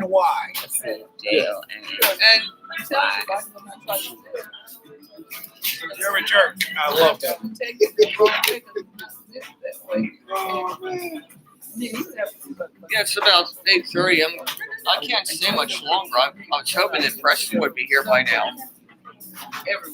Okay. I'd like to come to these meetings more often, but sometimes they really don't. When I have to go to work in the morning, like early in the morning, I can't stay. I want to be out too late. Right, and that's reasonable. Yeah. I might not see him at all tonight. But this is unusual. He's usually here by 8 o'clock. And Rodney Giddens and Fran McGee, they're usually here by 8 o'clock. I texted Preston last night. Says there's going to be a meeting tonight. He says, yes, there is. But then when he emailed everybody about it last night, maybe that's why not many people are here. Oh, he didn't email? He did. He texted me and said there would be a meeting, so I came. He used to, every time the Tuesday rolled around, he would text everybody. Yeah. If there's going to be a meeting or not. He doesn't do that anymore. So, with me now, I have to order accessory rights again. Yeah. Oh, yeah. I order accessory rights again. Where do you live anyway? 15th. Oh, yeah. I live So you live right in Manhattan. Yeah. Yeah. So you're getting on. I don't really like the subway anymore, and taking buses. I can take the bus, but That's what Johnny T looks like. accessory right is just. Let's see what he looks like. Let me see. I'm going to go find the actual link for Johnny T, guys. Hold on one second. Freaking hilarious. I don't care how many times I see He does look like a Muppet. He is a Muppet. He is a Muppet. But he talks like a. Does he show these? I'm sure they're making money from the ads. You know what I mean? His head looks like a hamburger. Johnny T. His head looks like a hamburger. Oh, yeah. Hey, how you doing? Johnny T here from Glove and Books. Here's the link, guys.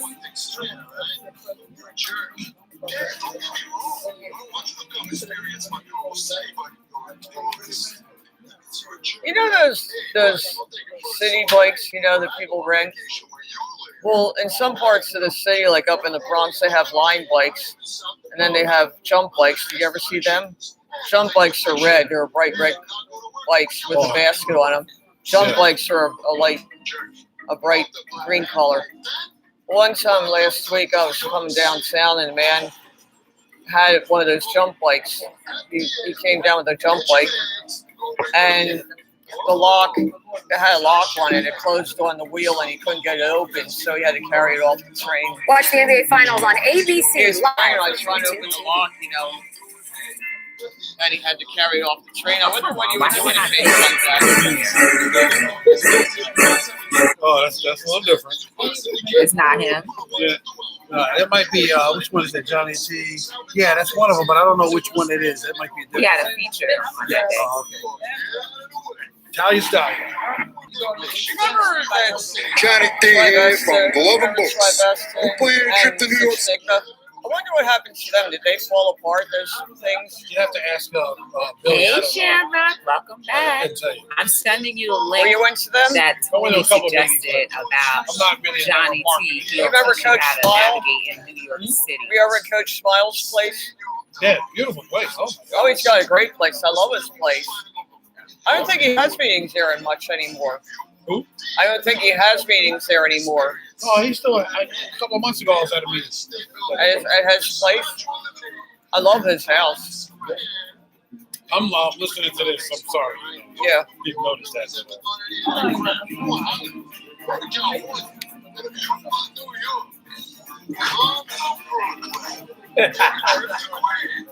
Check out the products. The flat rate to Staten Island is free, but do not get off in Staten Island.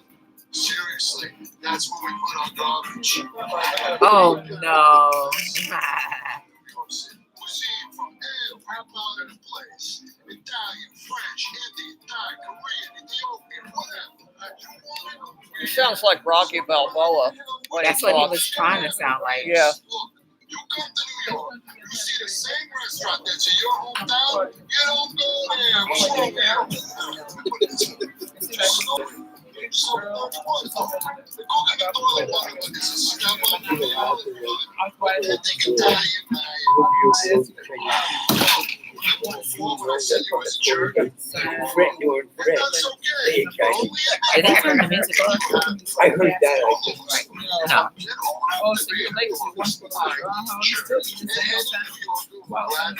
I'm going to go to the bathroom.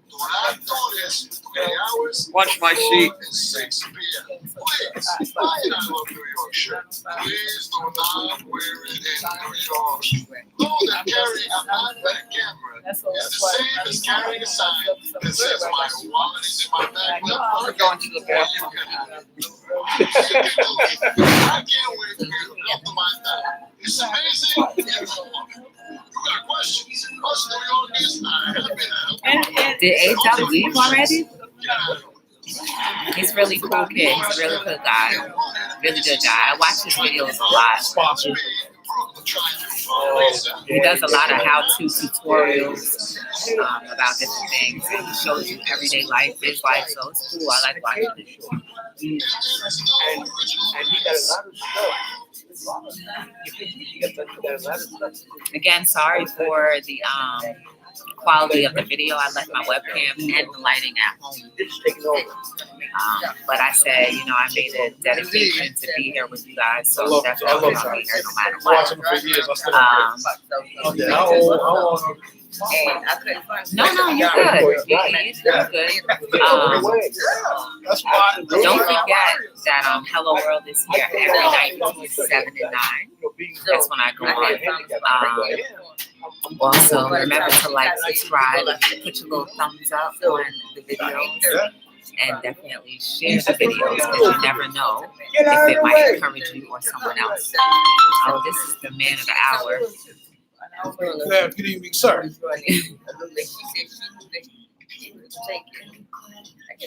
No, I did not. There's no paperwork here. I didn't. Rodney, Reverend Gibbons coming? Okay. No, we're plugging in the hose. not here. I had these, but I wasn't I want Gotcha. to.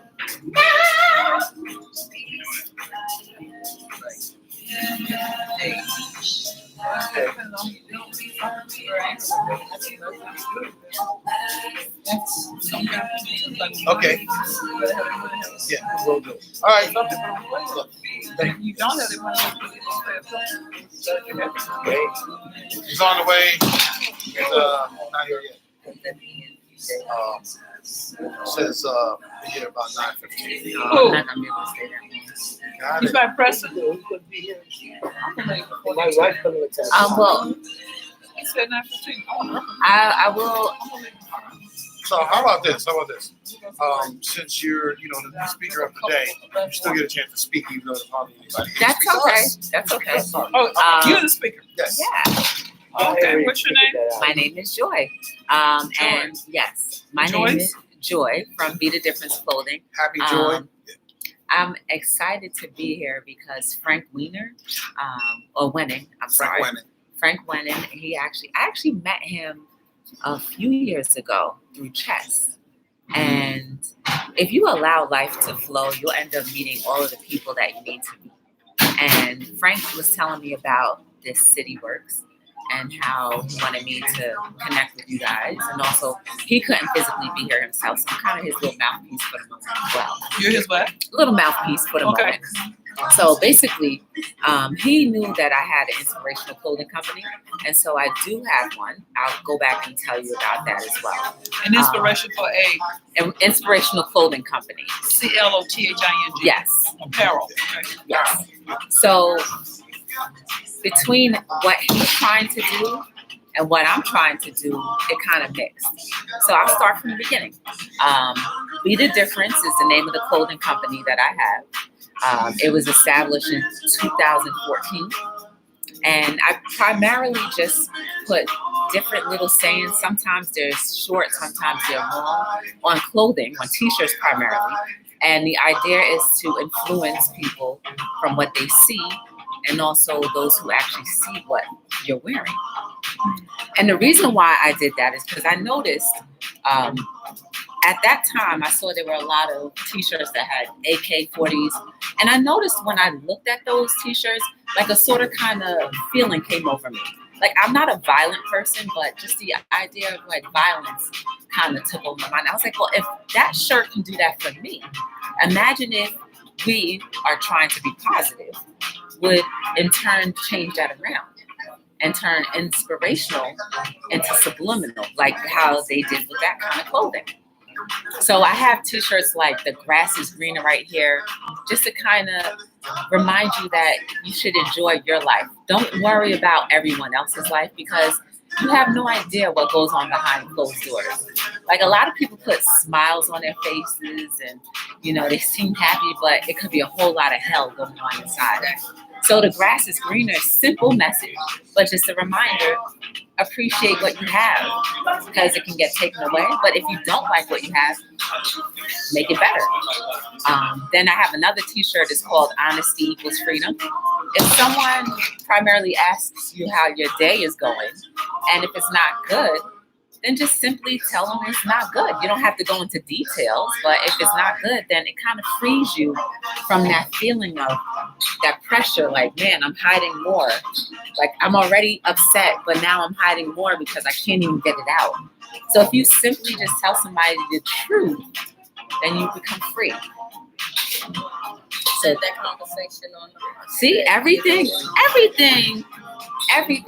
ends up happening the way it's supposed to. And I have this talk show every night now.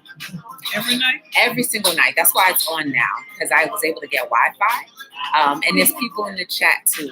So what happened to me was I used to get cable for free, essentially for free, a lot of channels. And so one day when I turned my TV on, those channels were gone. And we're talking about 5 years of me watching all the reality TV shows, cooking shows, jail shows, just like soaking all of that information in. And then to just get cut off like that, I was like, well, what am I going to do? I was like, I cannot be reduced to channel 9, channel 7, channel 11 anymore. So I just turned the TV off, and then Hello World became. And from being on Hello World, I've met so many different people on YouTube who are just real life people. And like, we've connected in so many ways that it's enhanced my life. And so I fully understand. Yeah. I am a tuber all the way. I just like, and I'm like, YouTube more than I watch. I do too. Like, I haven't. I'm addicted. Not say addicted, but I find it's so much information out there that you're not going to get on regular TV. Right. And the thing I like about this show and just watching everyone else's show is that you get to have real human interactions with real people. And the people that I've run into, they talk about their lives. And like, I've gotten a connection in such a short time with these people that is just like amazing. And I've been on this show for 89 days.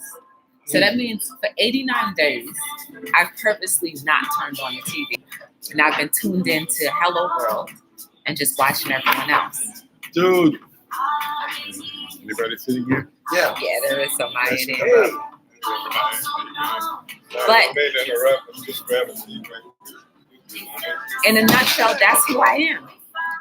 And so, like, I try to inspire and encourage people every day, because it's not just a clothing company, it's a way of life. And that's how I feel. Is it growing? It is growing. It is growing slowly because I do have a full-time job. But when I do go out, I get to go to different vending events. And everybody that I meet, I always hear a story. You know, I always hear a story about how their life is, and then, you know, how maybe a shirt may have encouraged them and why they purchased a shirt. So, like, I feel like I'm doing what I'm supposed to do, and I feel like the message is getting out. As quickly as I would like it to, no, but it's getting out. So you pretty much found your purpose. Yeah, And you know what? It's wonderful when your purpose impacts other people. it does. You know what? It's like, we're living in make no sense. Half the stuff people do is just senseless. But it makes no sense only because we have been fed things that make no sense. But if we continue to feed each other with turn off the programming. That's number one. Insanity. Turn off the programming, and then you'll have no choice but to interact with people. Because I feel like we're humans, and as humans, we were put on this earth to interact with each other. And we're here to help nurture each other and grow each other. But somewhere along the line, that gets a little jaded, but it doesn't mean that it can't be put back on track. But again, you have to take off the distractions, number one. And the one distraction that I noticed was that TV. You know what? It felt like as it has it's a good point, it has bad points. It does. Because you know what happened? When we came to this whole technology age, we lost a lot of social life. Yes. You know what? There's no sitting at the dinner table and everybody's asking each other how their day is going. Everybody is texting. It's just my niece just texted me, how was my sister doing? I said, look, let me call you later because I'm where, you know, I'm out. But the thing is, children don't even socialize. They don't. They don't even know. Me and my girlfriend had went to, I don't know, the American Legion of 132nd. And so we was talking to a gentleman that owns a candy store. We was talking about when we were kids, how we played. Peas and butters. You know, how we had to be social. There was no such thing as if you were new in the neighborhood. You sat outside. People came up to you and wanted to know who you were. You were a new face on the block. Kids today don't even know how to interact with each other outside of bullying. And even if you had a fight with somebody, y'all were the best of friends. Because you're the new person, you got challenged. It was the initiation of being new on the block.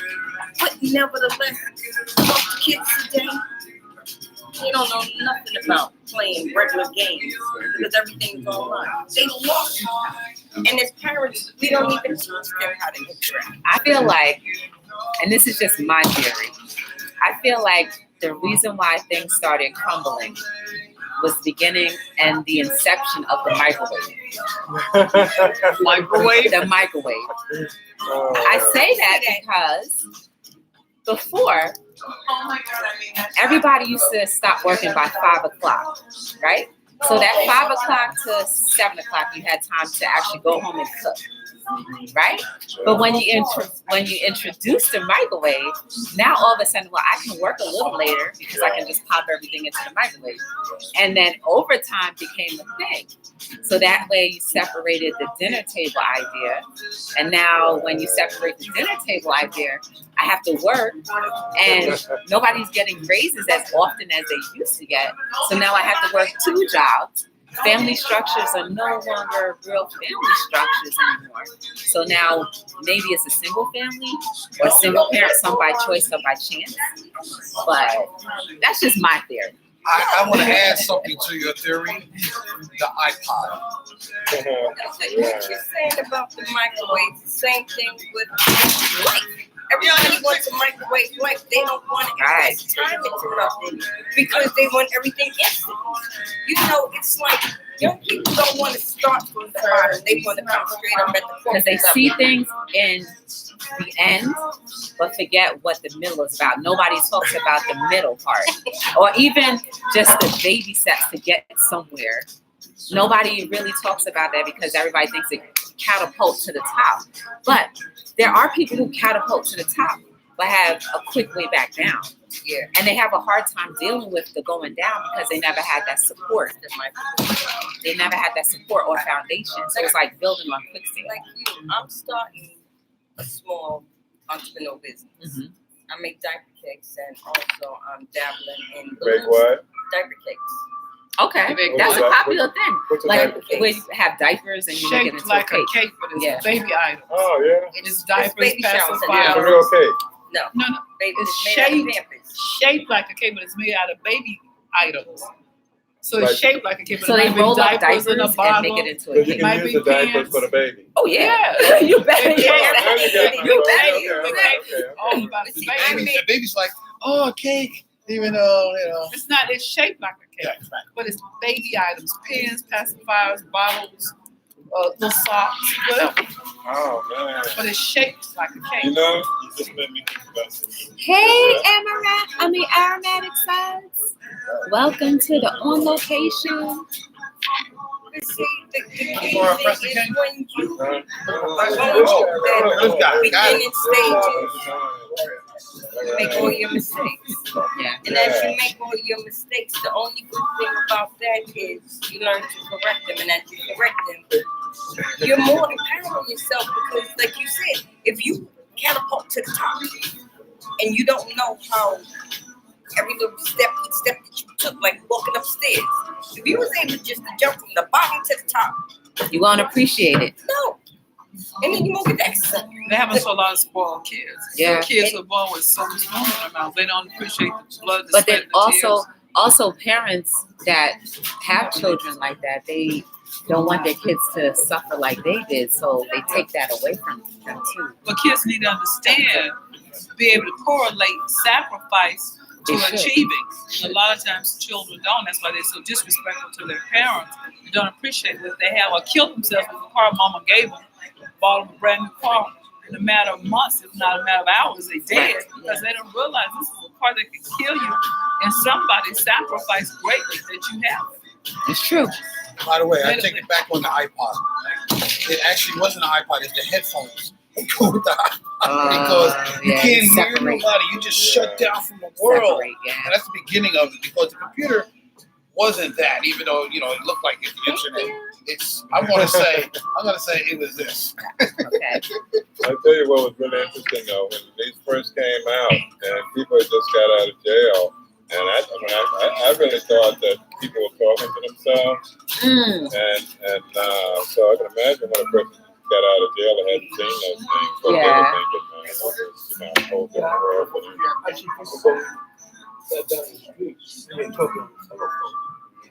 Yeah, with the wireless, yeah.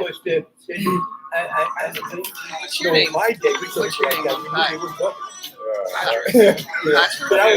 That was my first reaction. I'm not going to stay much longer. You have a card? So normally You have what a happens business in our card or meetings, anything? You have a card?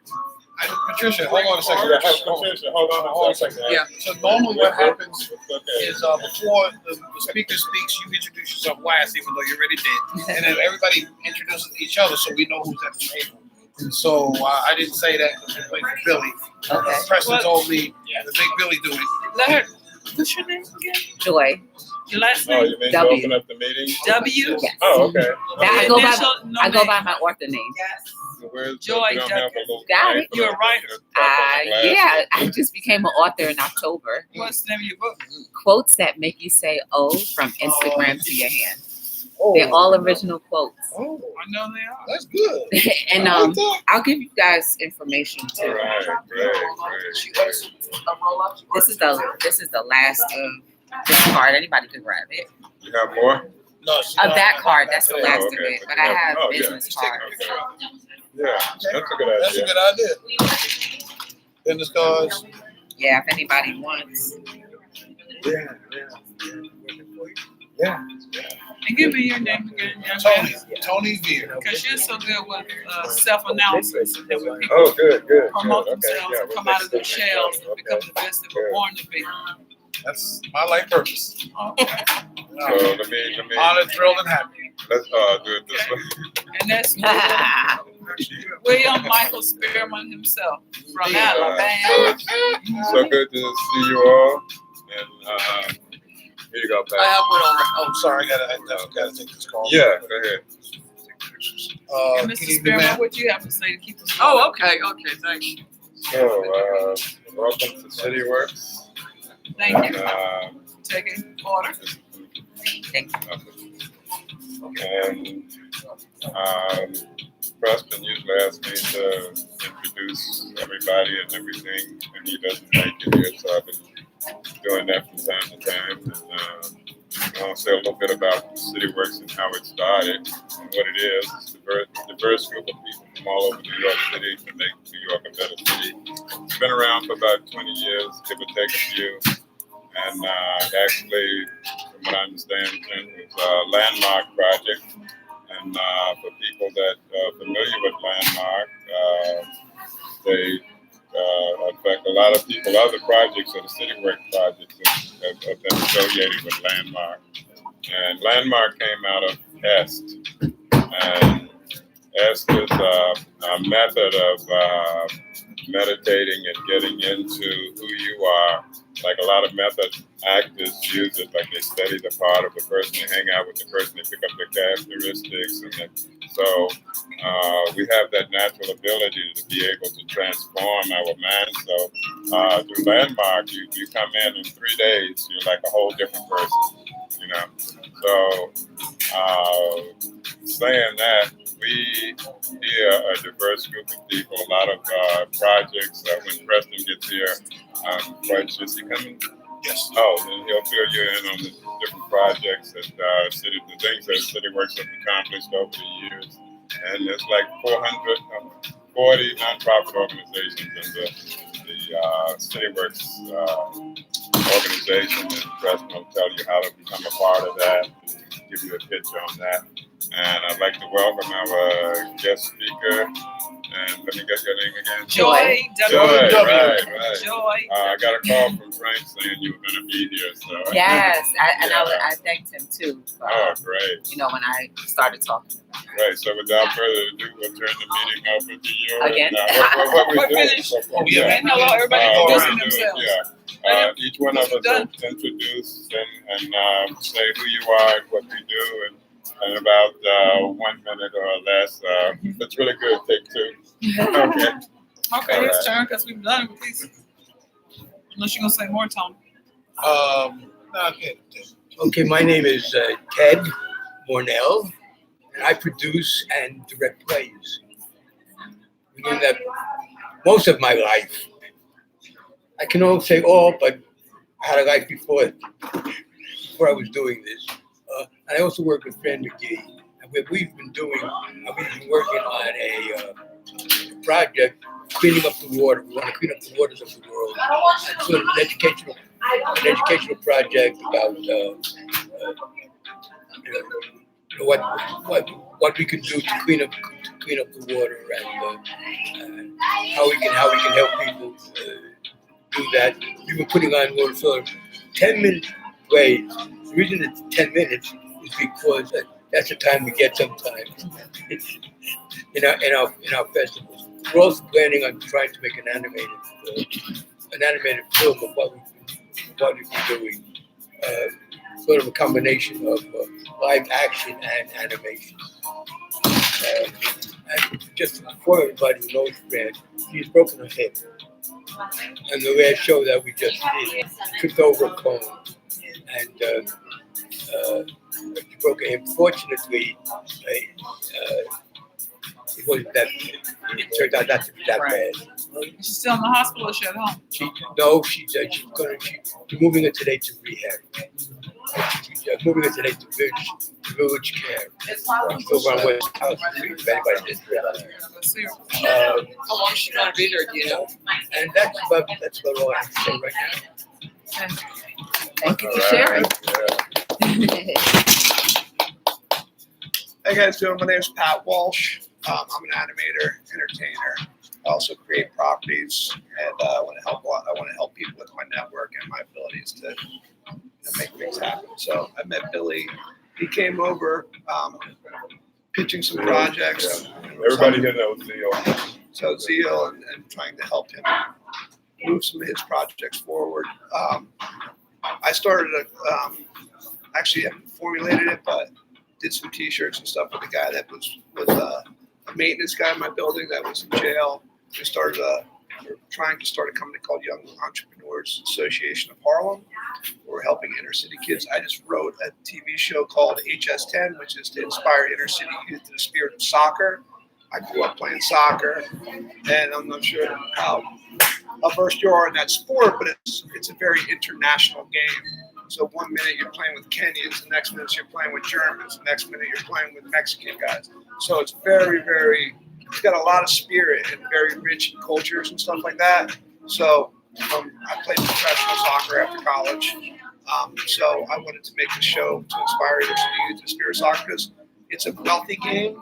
So soccer around the world is a very poor sport. The best soccer players that have ever made it are from diverse backgrounds because diversity is great and all that good stuff.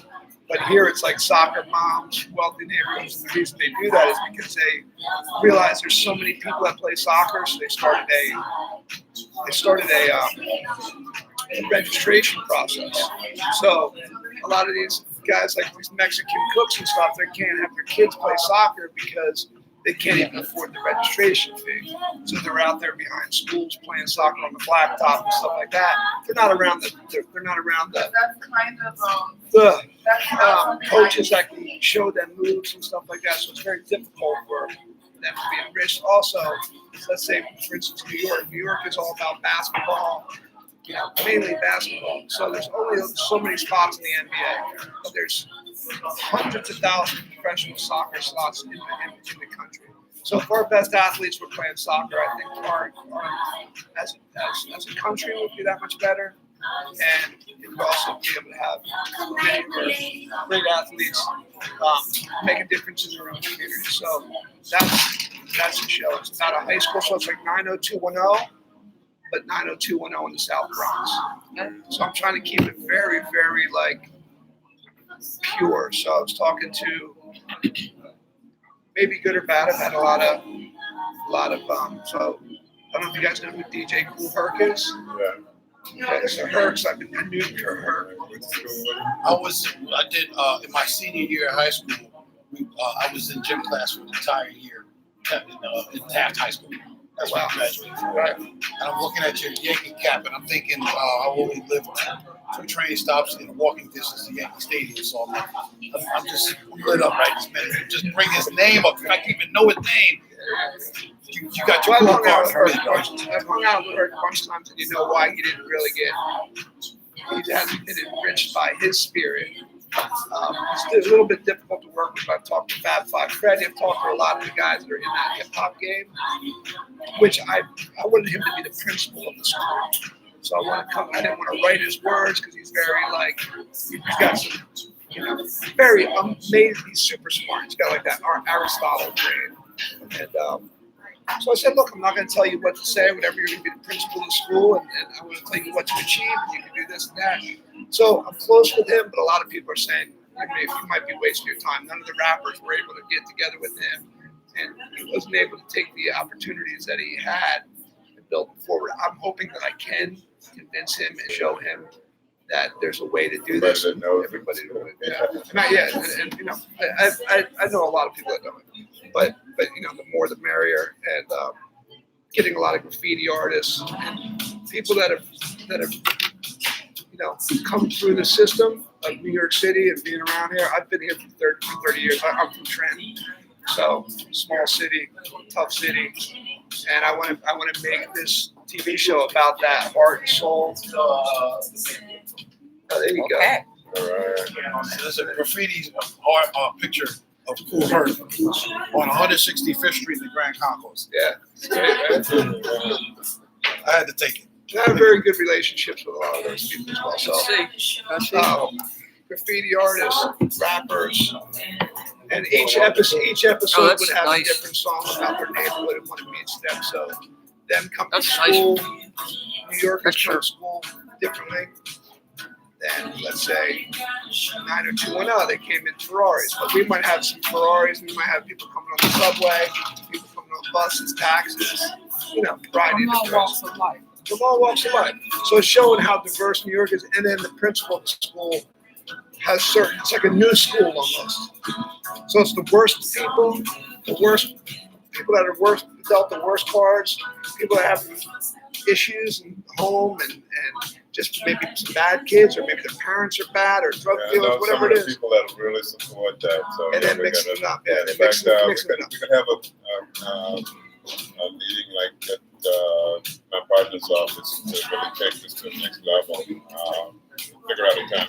So that's one of the things, and it's already I already got the insurance, I got the schooling. So that's one of the projects that I'm working on. I also have an animation studio, so animation. So I'm in a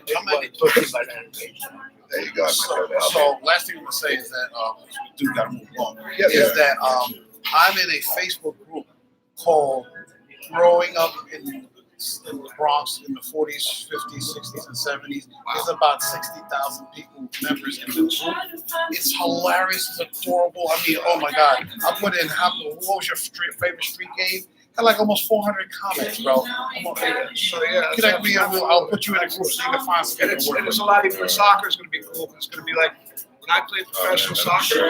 When I played pro ball, I had like 6 foot cardboard cutouts. You know, I made 16 grand a year, 16,000 a year. I was playing because I loved the sport, but there was no money in the sport. And the point being that I would play in the gambling leagues. So I was playing professional, but then I would play for the Italians and the Italian.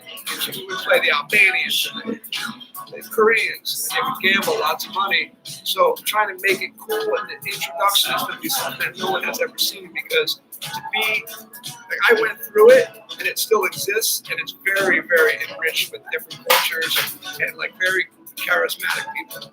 I think he's passionate about what he's talking about. Yeah. I have to go, but I have to go to work early in the morning. Yeah, You so, know. yeah, okay, you can Okay. make an exception. So since Yeah, you're leaving, thanks. Okay. If I didn't have to work so early in the morning, I would stay. But I am into historic preservation. What's your name? I'm Patricia Murphy, Okay, good. and I'm into saving buildings from being torn down. And I would like to make connections with people who can give me support in saving these buildings, and celebrities, buildings around Harlem Hospital, the Women's Pavilion. This is one of the last buildings that's still there since Martin Luther King's life was saved at Harlem Hospital. That's one of the few remaining buildings from that time. And I would like to make every effort to save it, from being torn down, because they will have plans on knocking it down, And if anybody knows anybody who has connections that can advocate for us, I'd like to know. Anybody knows anybody that has connections to celebrities or anybody famous or well known? I got a really good question for you. You do? Yeah. Okay, I have your phone number, so I'd like to call you. I don't know if you ever know the name Coxville, but What's that? Donald Coxville. He's like, I grew up with him. His father ran the Harlem, whatever, like that. Oh yeah, so And then his that'd be son great. now, his son did one of the biggest, I think the biggest real estate Oh yeah, deal. yeah. We have Okay. like some other people. All right, so thanks a lot. Before we have our guest speaker speak. So, Okay, yeah. thanks a lot. Okay, all right, I wish I could stay longer, but thanks. all right, Bye. all right. Bye bye. Who's next? Anita. Rita. Anita Holder, my guest, the diaper queen. All right. Starting now. Make amazing, what was called amazing cakes. And I don't know if y'all want to Yeah. Thanks. with a mic. Bye, Pat. Okay. I want to say some. There's one I want to buy in the Brooklyn. What's that? And now There's a I'm building in Brooklyn I want to buy. toying with stuffed balloons. Okay, yeah, we can talk. So people see Thanks. what I do and they go, wow. They don't realize it's not edible. But it's a baby shower. That is So so you cool. give an elaborate gift. Wow. Okay, thanks. So you break the whole But thing we down. talk about buildings. There's a building I want to buy. Yeah, like Oh, yeah. that's a diaper baby Okay, thanks. that's embracing. Like he had a stuffed animal and he saw the big bear on top, so he dropped it in his book and he's going for it. Wow. So cute. Thank you. So by any means, That's very creative. That bear. And I have, I'm always challenging myself with something new. And it's just that one gift that makes you go, wow. Especially when it's a proud thing. Yeah. Sorry to interrupt. That's all right. Just sit right here. Oh, have a seat, man. Yeah, we'll sit right So over there. it's that wonderful gift that you give to someone that just really knocks your socks off because someone thought so well of you to give you something that's elaborate. And I can fit any budget. Got it. So I'm looking one day to have my store on Fifth Avenue. All right now. That's my ultimate goal. Either Park Avenue, Fifth Avenue, somewhere in that. And the cool thing is that nobody's doing it. So, There's a lot of people, but the thing but is, maybe not actually doing it. so I'm proud of what I do. That's my passion. I love working with my hands. I love being creative, and I like that wow factor. And just put it on the table, and people walk up to me, they look at it with scrutiny, like, what the world? And they realize it's complicated. Bring it out every time, and I just about. Are you a sculptor? No, I like to paint. I mean, well, I'm told. I was told they do fantastic art. I just don't put it. Well, I do canvas, but none of the playing. Thank you. That's good. Thank you, everyone. Hi, I'm Devlin Edwards. And thank you, Anita, for coming. Well, My thank you for girlfriend. inviting me. I had to tell myself. Sorry, said you didn't get a chance. I've been here before, and I'm here again. And I've worked with William Michael Spearman. I'm into human body and health. And so worked with alkaline water. Anybody who's interested knows about it. That's alkaline water removes the acid from the cell. If you can remove the acidity from the human cell, the body has the ability in a lot of cases to heal itself. That's why stress is bad. If you have anybody, anything that's stressing you out, it's to your great advantage to get rid of them, because stress can really turn you gray. Stress can really kill you. So, alkaline water, we've had people blind who got their vision back. We've had 2 older men who had a head full of gray hair down the middle. The hair started turning back black. I know one of them. And that's a true story.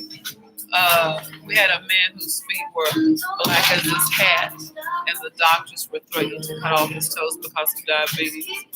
And Wilma Cassandra Battle was good enough to wash his feet in the acid water. He drank the alkaline water. He was able to save his toes. And so it's a good product from Japan. And you attach it to your kitchen faucet. What it does, it removes the feces, the urine, and the microorganisms that you can't see that comes out of your water tap. So you get a better water, and it comes out to about 75 cents per day. And the machine is guaranteed. It comes out of Japan. And we're the best water that we have, and own the best water ionizer in the business. We also do turmeric oils and minerals, and turmeric is phenomenal when it comes to helping people with arthritis, helping people with gout, helping people with a variety of problems, the heart. You need oils as you get older because it lubricates the body, it lubricates the joints. So this has fish oil in it, and omega-3, and some other oils, and it has vitamin A, vitamin C, vitamin E. All in one water? We have 2 products that really magic. One is the water ionizer that you attach to your kitchen faucet. They have different sizes and different prices based upon how many plates. We sell a second product, which is a supplement, which is turmeric oils and minerals. It's a real tiny tea color, a gold colored gel cap, but it's excellent for arthritis. It's excellent for your vision. It's excellent for a variety of problems because it gets rid of inflammation. Mm-hmm. And as we age, that tends to be the problem because of stress and because of eating poorly. You know, the American diet tends to be sugar, the salt, the flour, the grease. The sugar, the salt, the flour, the grease. The sugar, the salt, the flour, the grease. Repeat. And a lot of the meats have steroids and God knows whatever else. Because studies have shown that before people were eating meats, you didn't have the high number of cardiac arrest and cancer and a variety of other maladies that the human body has. It's because we're eating wrong. Too much sugar, too much salt, too much flour, too much grease, too many of the meats. Hot dogs, for example, if you really know how hot dogs are made. Hot dogs are made out of residual waste from pork and chicken and a lot of other things. And I'm also working with longevity, which is a product line made by Joel Wallach. I just got into that. Joel Wallach is the man who wrote the book Dead Doctors Don't Lie. If anybody's ever heard of the book, Dead Doctors Don't Lie. He wrote the book. He was a veterinarian, dealt with turkeys, and one year they were losing these turkeys left and right. They didn't have them for Thanksgiving and all. He did the research on it. He found out the reason they were losing them was because there was minerals that were missing in their diet. And when the minerals were added, all the turkeys lived long enough to be killed for Thanksgiving. And so he went from being a veterinarian to being a medical doctor. So he says that a lot of the problems that all of us have as we age and when we're younger is a deficiency of minerals and vitamins. And that the food that we eat now is not as good as it used to be because the soil is depleted. Right. He was the first guy to beat the FDA too. He beat the FDA? The FDA. Oh, did he? The first guy to go up against the FDA. Well, he's a brilliant man. He's still breathing in, breathing out. He's 78. He has a product line called Longevity, which is really quite good. So if anybody's having aches and pains and would like to see how well minerals and vitamins can make you feel, because most of our foods are depleted. God knows when you microwave them, and a lot of them are frozen. And they just in the seeds. Was it Monsanto's? They put a lot of stuff. They doing all the stuff that there are no more seeds in grapes, no more seeds in melons, no more seeds in that's not a lot of foods, because you have to have the seed to reproduce food and people, you know. So I'm into that, and I'm into ginseng. The ginseng is awesome. I do Benihana ginseng out of Japan. It's costly, but it's an excellent product. It's one of the best products on the market. Have you ever seen anybody who have fingers that are in one place and you can't open them? That people who have taken the ginseng and after months and months of taking, they're able to flex their joints and fingers. And so it's about eating right. It's about loving yourself. It's about drinking tons and tons of water and cleaning out the colon. Because most of us have more poop than we really care to admit to. And I just thank you for listening to me longer than 2 minutes. You sold me when you said you're going to correct that gray. What? The gray. Correct that gray. Oh, baby, please. We have to talk. We love products that sell good products. They look up. You know, because, well, gray comes from, because of mine too. Exactly. There's a copper deficiency. And so I'm so busy taking ginseng, I haven't gotten much. I'm all over the place with vitamins and products, but they say that it's because of a copper deficiency. And so, a lot of problems are simply because of vitamins and minerals. Thank you. All right. Thank you. Your name? Yeah, I'm Peter.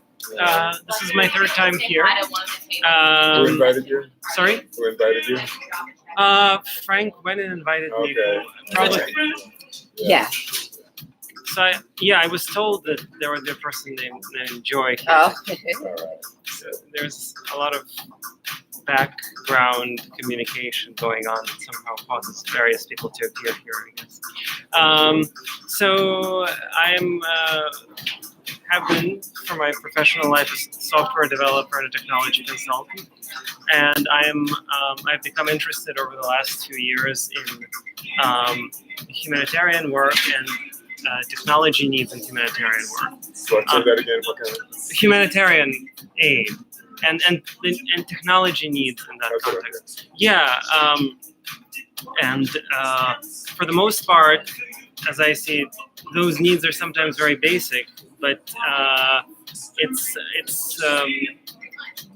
very difficult for organizations or groups of people that are doing nonprofit or humanitarian aid work that has very limited funding and is largely motivated by feelings or personal motivations to have any technological support. I'm also interested in the question of how humanitarian aid is provided. So I spent a couple of years doing volunteer work with refugees abroad and in the US. And basically, aside from my normal work as a software developer, I'm involved in a refugee support group in Jersey City, which is a standard group that provides various kinds of services and advocacy. And I'm starting a project in Lebanon, where there are many refugees from the conflict in Syria, with the idea of supporting individuals. There are many organizations that deal with broad swathes of people, and many people fall through the cracks. And attempting to use some kind of technology mindset to help these organizations kind of approach their problems more logically. So that's what I'm starting to work on now. Hey, great. So yeah, we'd like to get more information from you as far as I'll get your phone number and contact information. Sure. Yeah, but I'm only kidding. practice should happen. Yeah, well, he'll probably be here right when the meeting's over. So for those of you who don't know me, my name is Tony Veer. I am a relationship coach. I am a writer. I am a speaker. I am a trainer. I train coaches and other people, consultants, all that. And I also create content. So what that looks like is it could be how to create memes on your website, on your Facebook page, or it could be how to create training programs for stuff that you're passionate about. My highest aspiration is to have love present on the planet, and how I do that is through information and communication. So I've figured out lots of ways to communicate and lots of information that I should be communicating so that you can actually be grounded in yourself, know yourself, and that the main goal for a main way of having love present on the planet, which is my life purpose, is to have people find out what their life purpose is. Because once you find out what your life purpose is, you really can't do nothing else. It's like telling the salmon, no, don't swim upstream. What are you talking about? Because they swim upstream, you know what I mean? So that's what I'm here for. I'm also a Toastmaster. I'm a Toastmaster president of a club right across the street from Grand Central Station on 42nd Street. And I'm from the South Bronx. I was feeling that Yankee hat, so I saw it. And that's what I got, because I want you to have as much time as possible. Thank you. May I say one more thing, man? And I apologize for that. Beginning. There is a young man that I represent. His name is MahJ. And can we move because this door is annoying to the middle? Because I can kind of do the same in my ear. Oh, if y'all want to move, I'm just being picky. Yeah. But MahJ has been locked up for 37 years for a crime I don't think he committed. He's in Philadelphia. And I don't know if anybody knows MahJ, but MahJ has written several books, locked up, and he was on death row for about 30 years. And so MahJ has written the book, Faith of Our Fathers, which talks about spirituality. He's written the book Classroom in a Cell. His last book is entitled about this big, entitled Murder Incorporated Part 2, which talks about the U.S. of A. and how this country mistreats women, and how minorities are disrespected, and how there's unequal allocation of money throughout the country for all people involved. He wrote the book, Jailhouse Attorney, and MahJ at one time had 24,000 people in the streets protesting for his freedom. When Eric Holder was Attorney General, several times we submitted cards asking for the freedom for MahJ, who today is probably 63, 64 years old. Since he's been locked up for the last 37 years, his mother has passed, his child has died, his sister has died, the judge that sentenced him has died. And he's an awesome writer. And whoever reads a lot, if you read the book Murder Incorporated, he's written part 2 of it. But he talks about the inequities in this country, like I said, based upon gender, race, and just money being distributed fairly. And so if there's anybody here who can do more than run their mouth, but can help him be free please see me or tell me what to do, because I think if anybody is quote unquote young, gifted, and black, it's MandiAbdallaHernandezJimenez, who, when you hear him speak, you will listen. And at one time he was in a wheelchair. They would not give him his meds because the fraternal order police are so busy hating him, so busy wanting him to come out of the jail, out of Fracksville, Pennsylvania, in a bodysuit. So he's awesome. But he talks about this country from a jail cell, and it took him 30 years to get a hot cup of coffee. It took him 30 years being locked up on death row to get a hot bowl of oatmeal. And he talks about to see a child run, because he's now in general population where he can actually see children, because for the longest they had him locked up.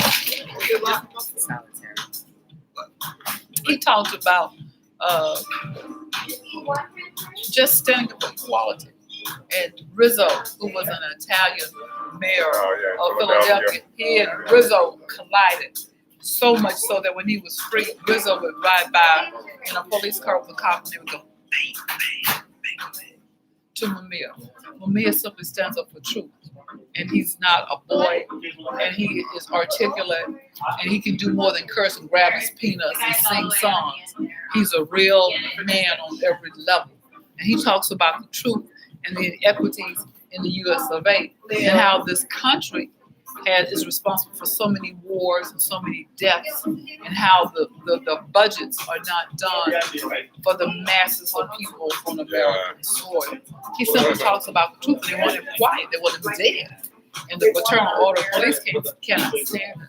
Believe me, they can't stand him at all.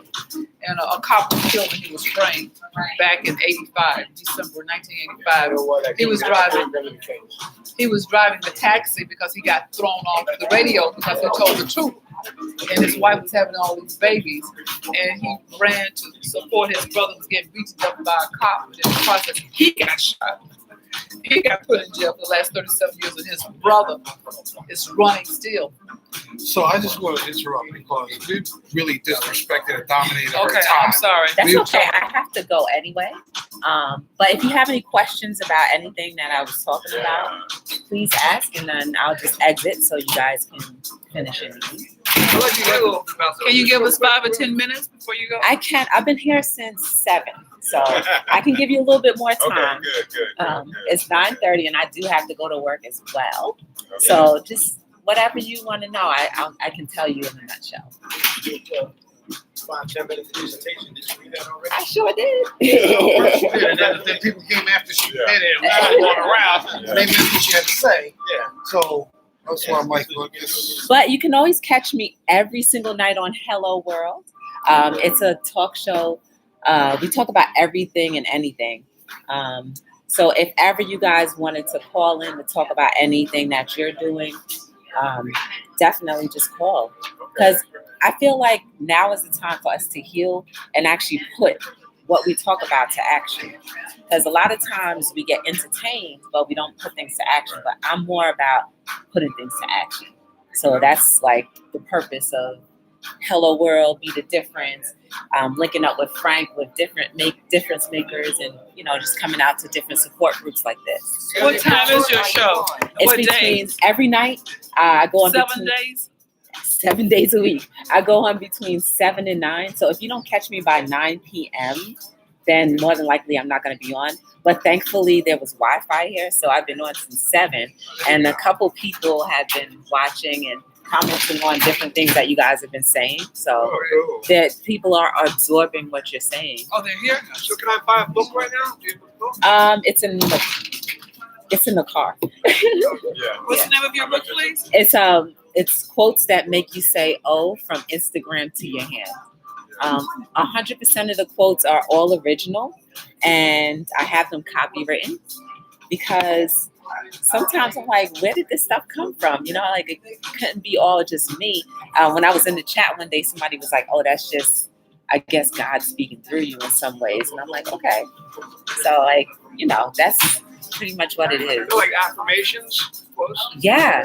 So like, if you look at the back of that card, the red card right here in front of you, that's a sample of what you would see inside the book. So there was one on there that says, if we all bleed red, the color red, right? Why is it that we think we're so different? Because everybody has blood. All of us have the same colored pigment in your soul right here. So how are we that different? You got played against each other. Exactly. So it's kind of like a lot of the quotes help you think, or at least try to help us all think about things, because it's not just about me giving, but I also receive the information as well. So that's pretty cool. that's Buy a book. yeah, for sure. How much is your book? It's $15. I just launched my second book, part 2. I have 3 parts, but I launched part 3 first. So. What do you do for? I work at a doctor's office. Yeah. Okay. What kind of doctor? We do general eyes and stuff like that. So. General practitioner. Yeah. Which borough? In Jersey City, actually, no, it's in New Jersey. You live in New Jersey? I do. Yes, I'm gonna head back over that bridge. You did? I lived in Jersey City a long time too. I used to sell cars on Route 440 in Jersey City. Oh, it's still there. I know. I sold Hondas and Fords. That was training in and of itself. And so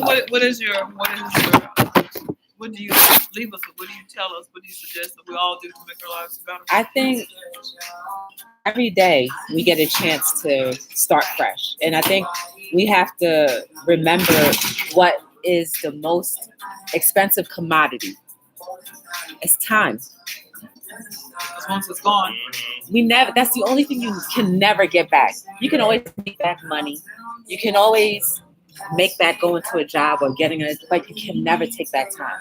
But once we all realize that once time is spent, you never get it back again, then you start to realize, let me take things a little better. Let me use it. Yeah, let me use it wisely. Let me remember that humanity is more important. Let me communicate with my friends and priorities become exactly. So that's one thing. And the other thing is leaving a legacy. I talk about that a lot because a lot of us don't realize that what we do is leave legacies. And I believe it was Les or Jim Rowe, one of them, they were talking about it. It said that a man, a father, right? He passed away, and the only person that came to his memorial was his daughter and the person that was driving the boat. And it just shows how important it is to leave a legacy, because what's a life if no one can say, I want to take what they did and continue that and to pass it on from generation to generation? That's a legacy worth leaving. So when I die, I want people to pass on whatever energy that I promoted and gave to other people, so that the process of actually being effective and being a difference in society and being a difference for each other keeps on going. Because I truly believe that our world is getting better every single day. I truly believe that. If we continue to take away the distractions, we will realize how much better our world is really getting every single day. You guys are all doing it in your own ways. You're trying to get the soccer going, right?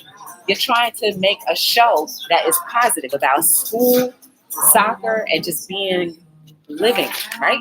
And if we continue, that's your legacy right now. And if your legacy continues by whoever picks up the torch when you pass away, then that keeps on going. It doesn't die. If you write plays, if somebody could take your legacy and keep it going, it's just taking your legacy and just keeping it going. That's what life is all about. That's what I believe. Well, in many respects, like I remember with my parents, and someone passed away. It was like you could drive wherever you needed to go, pay respects, right? But as my parents got older, it became less and less important, right?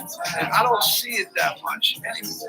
Like the new generation, the new generation's like, man, that's a joke. It's not. You know what it is? It's not taught. All it is just simply teaching people. I agree. I think it's just reprogramming. Right? And I don't think people value people as much as we value we just got it. We have to reprogram. So like in my show, I would say, like, I used to say, well, we can start being a difference. I say, no, we are the difference. Because when we speak, a lot of times we don't use our vocabulary in a proper context. So just saying going keeps on mentioning that it's gonna happen. But if you are doing, it puts you in that mindset, okay, I have to be in action at all times. At all times. So that's pretty much what it is. You recognize what you're speaking about and putting it into action and just positively affecting people no matter what you do. If you have that in the back of your mind that I'm supposed to positively affect people, that makes you less likely to have as many negative times or moments of life. That's just what I believe. That's great. Be more sensitive to others Right? and yourself. Compassionate, yes. Awesome. I'm starting podcasts at my studio. So if you ever want to use Absolutely. I'll come out and talk. get everybody in there, whatever. South Bronx. Nice stuff. How long have you been doing this? Since 2014. I'm sorry I missed your That's okay. introduction, so I'm extrapolating. It's What- okay. It's okay. It's fine. Everything happens for a reason. And I feel like as we continue to flow with life, you'll start falling into what you're supposed to do. Just, you'll enjoy every moment of life. And that's what we need to do. Start enjoying every moment. It's Be the Difference Clothing. Okay. Oh, that's So it's the okay. same information that's on your card. You have another one? I actually don't. But I did take a picture of it. I'm not. Yeah. You could always just follow me. You could always just follow me. I'll take a picture of it as well. Yeah, I have everything is in the card too. I have a Every day website. I'm on. Oh, wait, you sent me your email. Did you send me your website? I did. Yeah, that's right.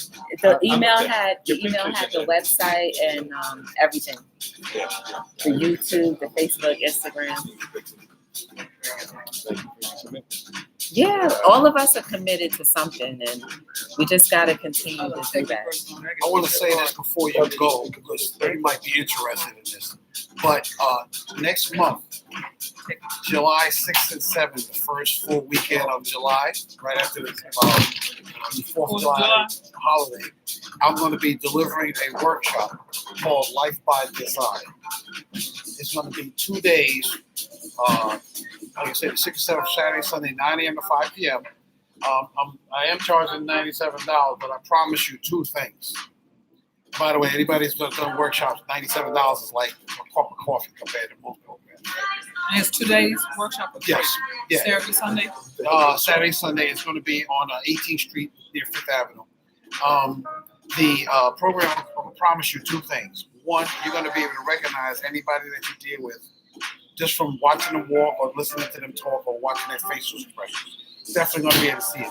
But there's 12 personality types, and they're determined by physicality as well as physical mindset as a couple. You'll be able to see that. The second thing is, if you don't have a full connection to your life purpose, you will by the end of this program. I take away everybody's blind spot, and then you're able to see everybody else's stuff. You'll make friends, create, tribes, because you're going to catch up with people. It's like, oh, what can I do? Like, when I find people find their life purpose, they can't leave it alone, but it's even more than that. They can't leave alone the people that they know also found their life purpose. So freaking amazing. So I just want to say that real quick. If you have any questions, about it, you want to talk about it later, let me know. And here's that card, you can pass it around. So just so that you know, the $97 thing, my coaching programs, my coaching relation program is $600, 6 to 8 weeks. And then if I do a time coaching, like 3 months, I charge $2,500. So I'm telling you that $97 is like a cup of coffee. Because it's like I want to get it out there. And it's more important for me to get it out there than it is for me to make money, at least at this particular point about it. So it's July the 6th and 7th. So anyway, guys, I am 9 going a.m. to head out 9 of a.m. here. to 5 p.m. So remember, you For are both days? beautiful, you are both days. amazing. 9 to 5, You and are it'll be $100 for both days. I love you $100 for guys. both and I'll days. see you guys No. tomorrow. I need just one card to hold on file. Have a good night. For the order. Say it again? For the So, staff, I need again, one card to hold on to, one credit card. Or I I'll see you don't guys need to again charge on you to have Hello World. Okay,